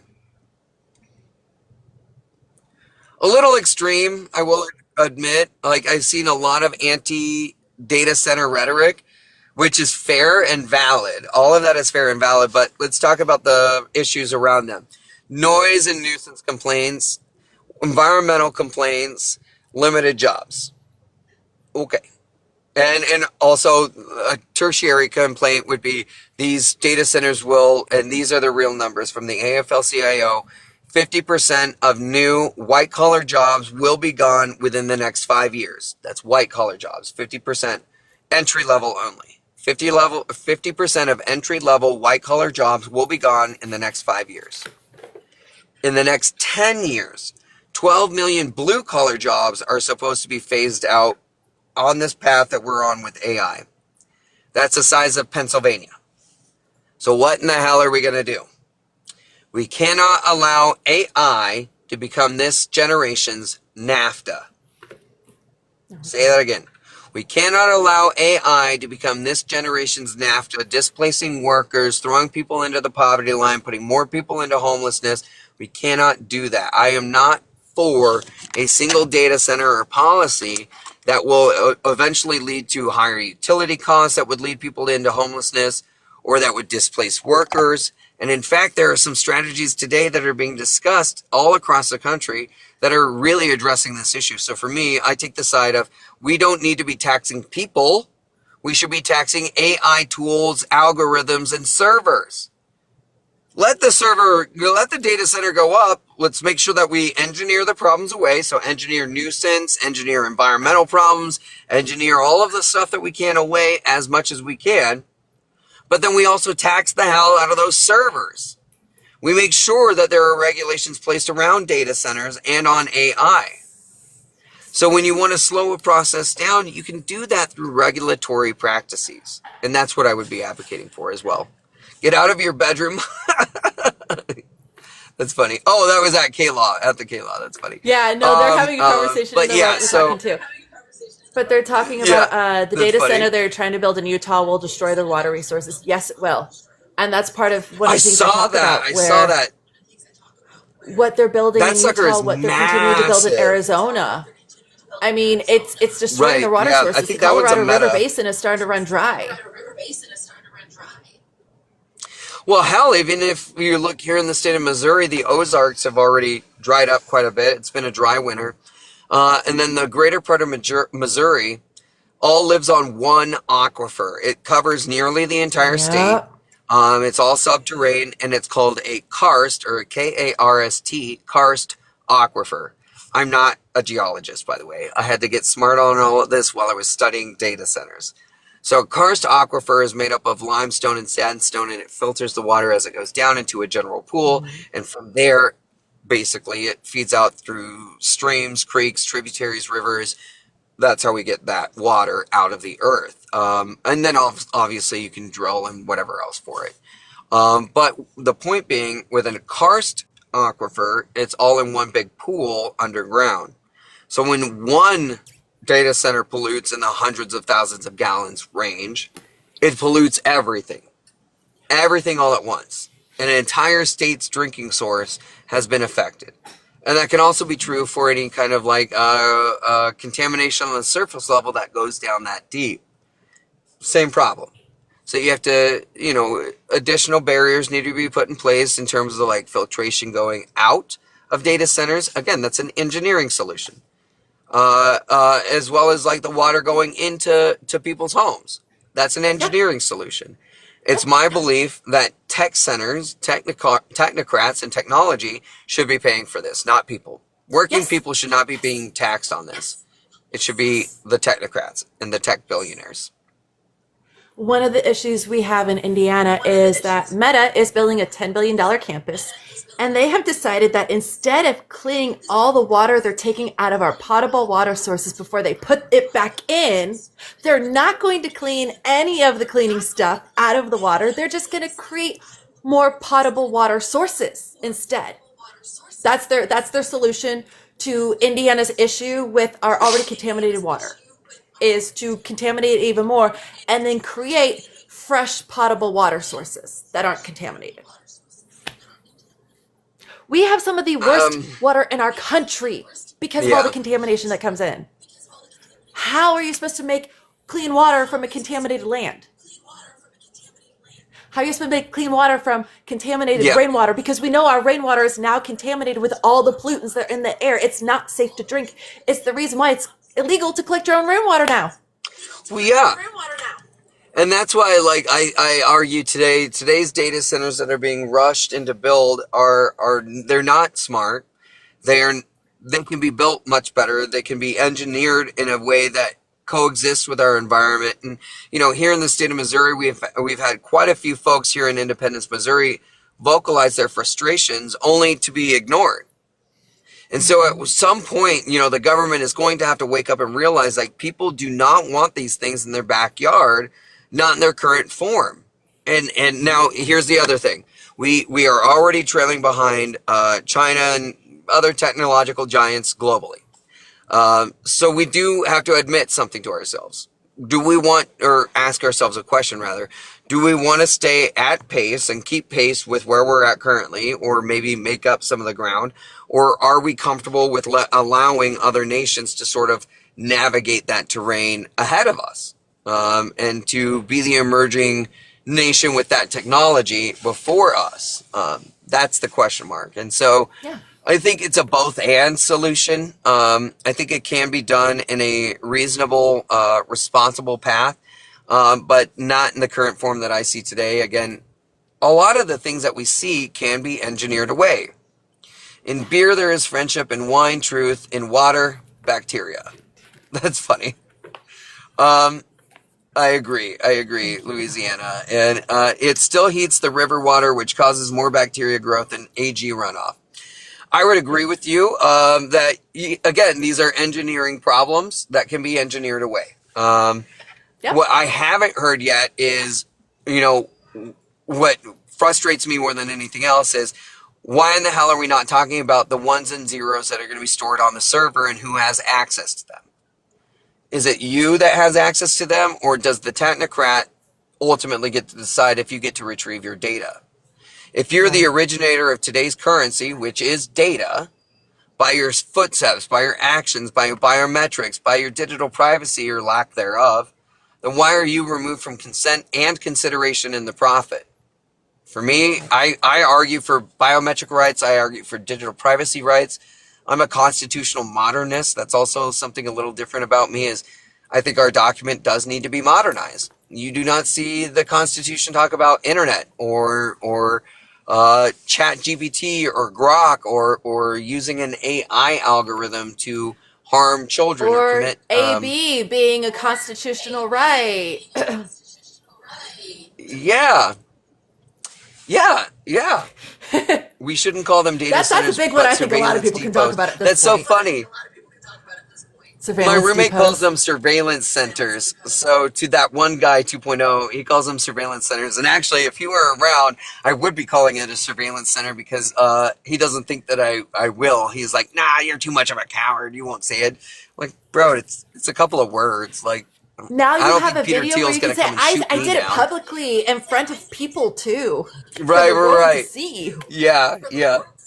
And if Peter Thiel really cares that much, so yeah, and if he wants to shoot me Luigi style, go right the hell ahead, man. Like, it ain't gonna happen I though, don't so I'm think gonna anybody keep cares. saying what I need Yeah. to say. Yeah.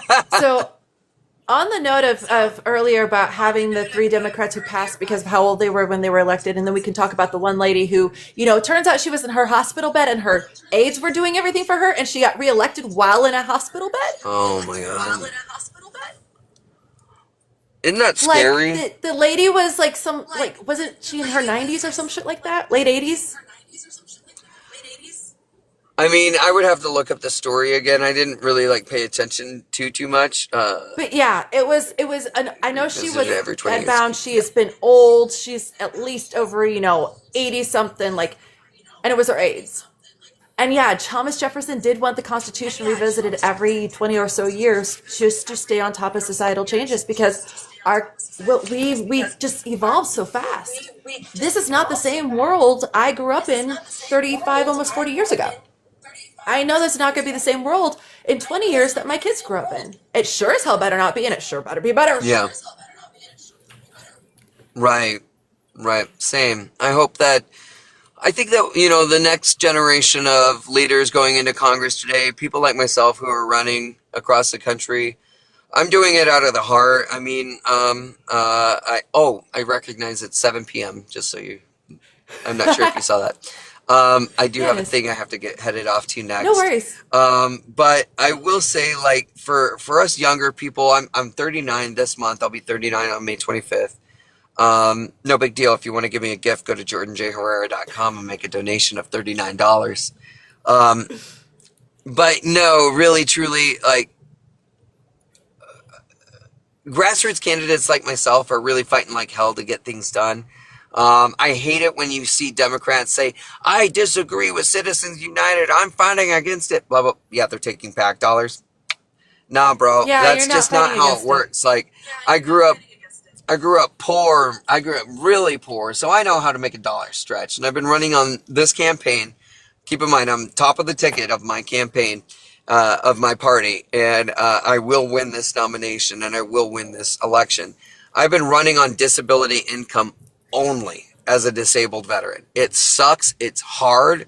I'm living on shoestring budgets, but it's possible. You can do it if you believe in yourself, if you believe in your mission, and you just don't give up. A lot of people are going to tell you no. You tell them, thank you. Thank you for your no. I didn't need you to say yes. I was hoping you would. But I'm going to take your no and go around you and keep doing the work I was already doing. I just needed your yes so I could do more good work.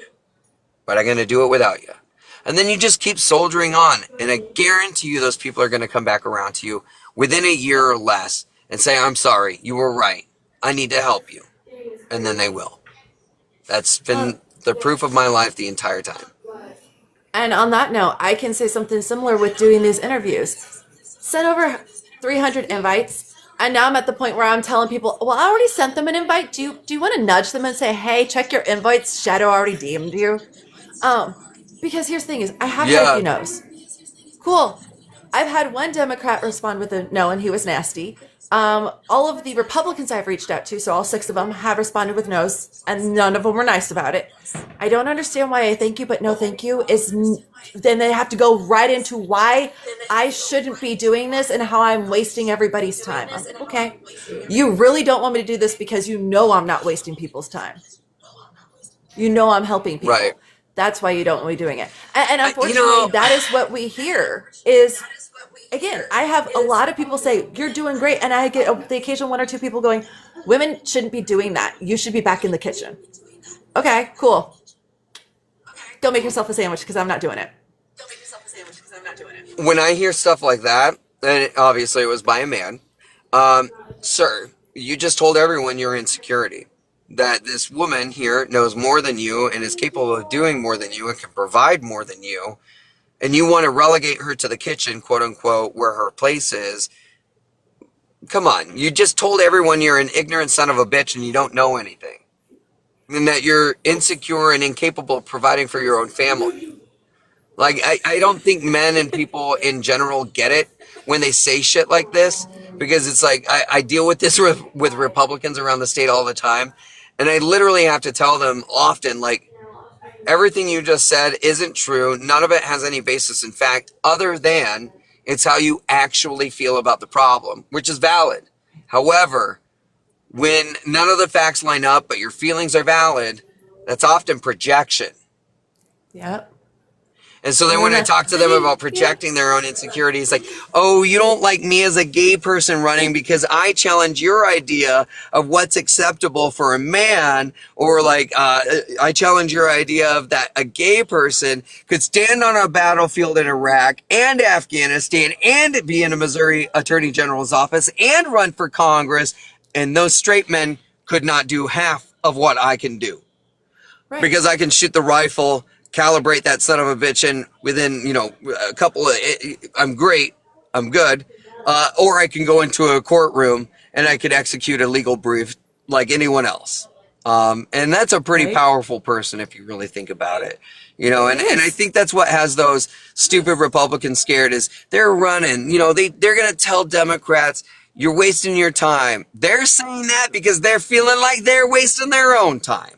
Running and protecting a pedophile. They're going to tell you that you're not Christian, you're not faith-filled, you're not this and you're not that. That's because they know that they are morally bankrupt and they have been running away from the fucking call of Christ, even though they like to use our faith as their little mantra of a thing for Donald Trump to hawk books, Bibles from the Oval Office. They're going to tell you that you're the problem with society, that you're the one, you got a job and you left the kitchen. That's why the American birth problem is there. It's because women need to go back into the kitchen.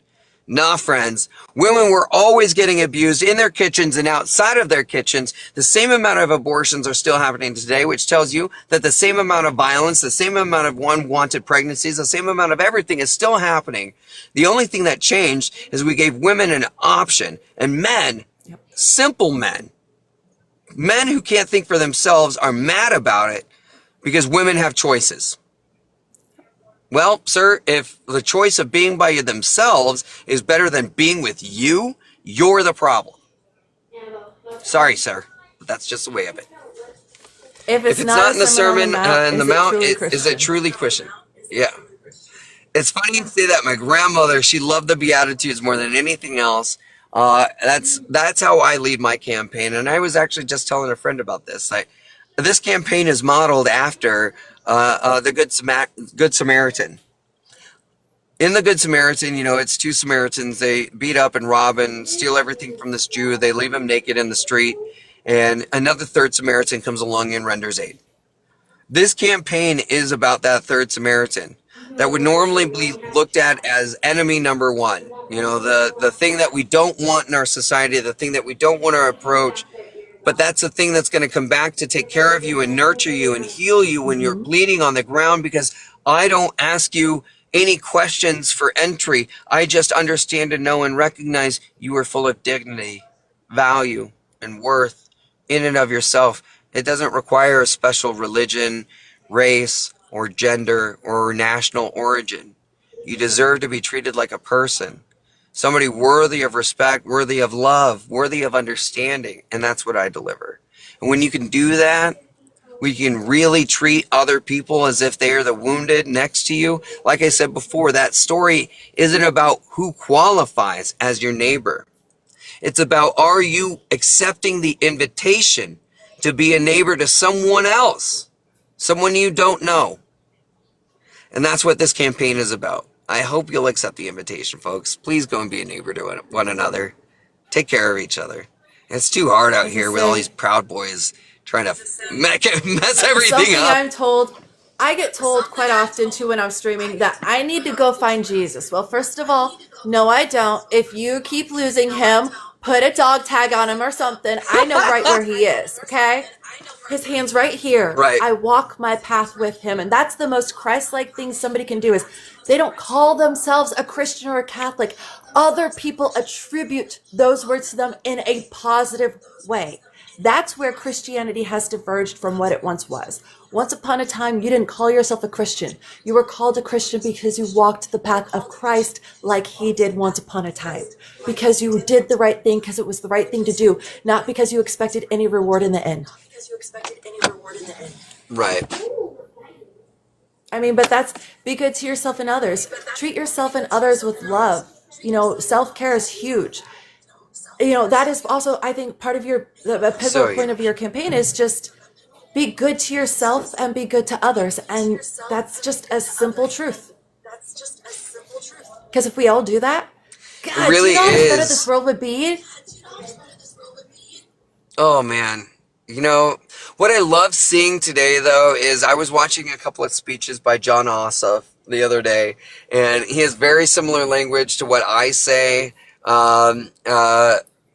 are a couple of politicians there. James Tallarico is another one of them. I just love him. I do like Graham Plattner a lot.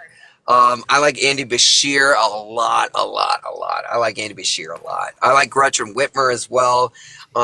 What I do with these voices and these individuals, you know, is I look to them as leaders. And I'll admit there are a couple of Republicans that I've used in the past, like John McCain has always been a central figure for me as far as like conservatism on how it can work. And I think Bob Dole did a really exceptional job about that as well. But, you know, I think today's America is more or less about getting to the place where I'm right, you're wrong, I win, you lose.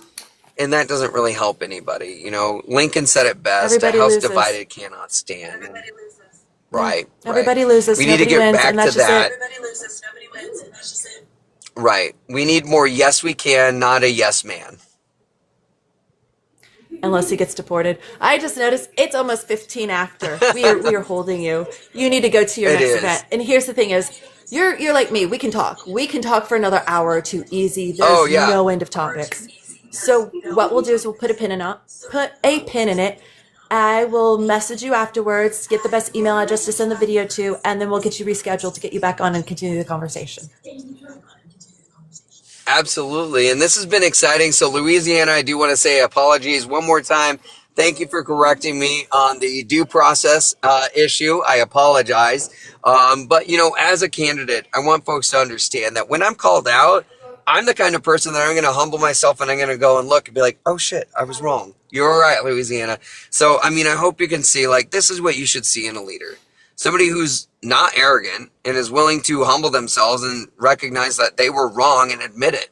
You know, somebody who can apologize, somebody who can take ownership and right. Yeah, it's called accountability. Yeah. And it's one thing for politicians to talk about integrity and then not actually put it into practice. Today, I don't let my mouth do the talking because that's what every politician does. I let my feet do the talking for me. I learned that when I was getting sober, that you could not trust an alcoholic ever. You have to watch their actions. Same is true for politicians. Don't trust us. Don't trust me. Watch my actions. I am the only one who is out there consistently every single day talking to voters in our state here in Missouri. I'm the only one who was there after tornadoes touched down in multiple cities in our state. And I will continue to show up and show out every opportunity I get. So thank you, Louisiana. Thank you guys. If you guys are interested in learning more about me, Go to jordanjherrera.com. It's my website. You'll learn everything and then some about me. The merch store is live. You can email me. Happy to jump on Shadow anytime. Of course, I can ramble By the in the app. way, And if you tell me a I want a topic, shirt. I need a small. I'll wear it when I stream. okay. Free advertising. Just throwing that out there. No, seriously, I want a Sounds shirt. good. No, that sounds good. I'll send you a shirt for sure. Shoot me your address. Bet. And Absolutely, I'll get that over to you. not at all. Best wishes, open-mindedness. Yes, I agree with you, Louisiana. It's better to be open, and even with Republicans, here's what I've learned. The best way to get MAGA to leave the cult is give them permission. Give them an excuse. What I tell Republicans today is it's okay that you fell for the world's greatest con man. Hundreds of millions of people did. Sometimes 3 times. Some only 2. Sometimes just once. Either way, you fell for the con. No big deal. He's a con man. That's what con men do. But what you can do now is something different. You can fix the future. You can fix your party. You can fix the Republican Party. You can transform it, but you don't have to be MAGA anymore. And when you give people permission to leave, they're ready to divorce themselves more likely, that is, than just telling them MAGA's dumb, MAGA's this, MAGA is that. Don't do that. You're never going to win. Right. What you will get is a lot more of a positive response if you give permission and you work with them and you meet them where they're at and you don't judge them. Instead, you guide them toward the future. Yep. Yep. But yeah. And that's what we're trying to do. Thank you. You're welcome. I can't wait to see you soon. Absolutely. Yes, thank you guys. Reach out anytime. Happy to speak again soon. Bye. Bye. Okay. Well, maybe bye. I don't know how to leave these. Oh, there we Okay, everybody, that is Jordan Herrera. He is running in Missouri for Congressional District 4. Thank you, thank you, thank you, thank you, thank you, thank you, thank you to everybody who came and hung out and interacted and vibed and chilled and engaged. I appreciate all of you. I appreciate all of your time. I can't not do this without you guys. I can't do this without the candidates. And all I can do is hope that what we are doing is going to help change the world. And Kayla, we do. That's why I sent the link to you and to Jess and to Lisa. I'm trying to make sure all of you guys know about the candidates as I'm interviewing them. And that way you also know who I've interviewed and who I recommend, because I'm only bringing on people I recommend. I'm having conversations with them for a few minutes before we even schedule, and I'm just making sure their vibe is the right feel. And by that, I watch their videos. I go to their web pages. I check Ballotpedia. And I keep finding fantastic people that I cannot wait to have more conversations with. Political Jess. Unless we don't know who Jess is anymore. Thank you, Rascal. Okay, my friends, I am going to hop off. That was a great conversation with Jordan. I do have another one tomorrow at 6 p.m. He is Brent Henrich. He is out of Washington running for their Congressional District 3. She's overrated. I'll let her know you said that. Hey, Louisiana, thank you so much for coming in and engaging. I actually genuinely appreciate all of that. By all means, every time you see I'm on, come in and help me grill these people. Let's make sure they know what they're talking about. I love the fact that he actually, he got a little aggressive, and then I read it, and then he went and double checked and came back and humbled himself and apologized and took accountability. It's like, bet that is literally in living motion exactly part of what we're looking for is, okay, I was wrong. I admit I was wrong. I'm taking accountability. I'm thanking you for pointing it out. Thank you. Bet. We need more of that. Hey, PJ, I see you sneaking in. He does. I like his campaign. I like what he's running on. I like the fact that he is really helping to push people to get registered to vote, that he's even going to let people know about that vote411.org. I know, I'm very delusional, can't you tell?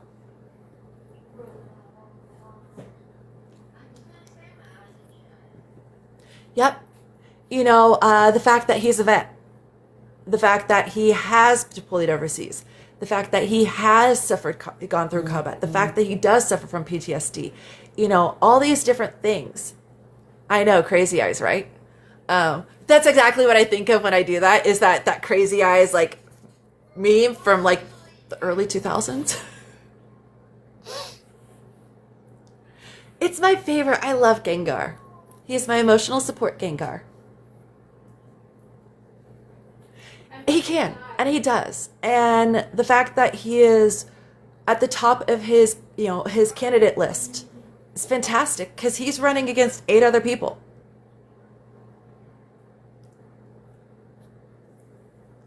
So, yeah, we'll help build his platform, because people will see that he's not just your average. I got a face that belongs on a one poster. Well, thank you, PJ. I do, don't I? Okay, well, my friends, I am going to hop off. I'm going to eat dinner. Much love. I'll see you guys tomorrow.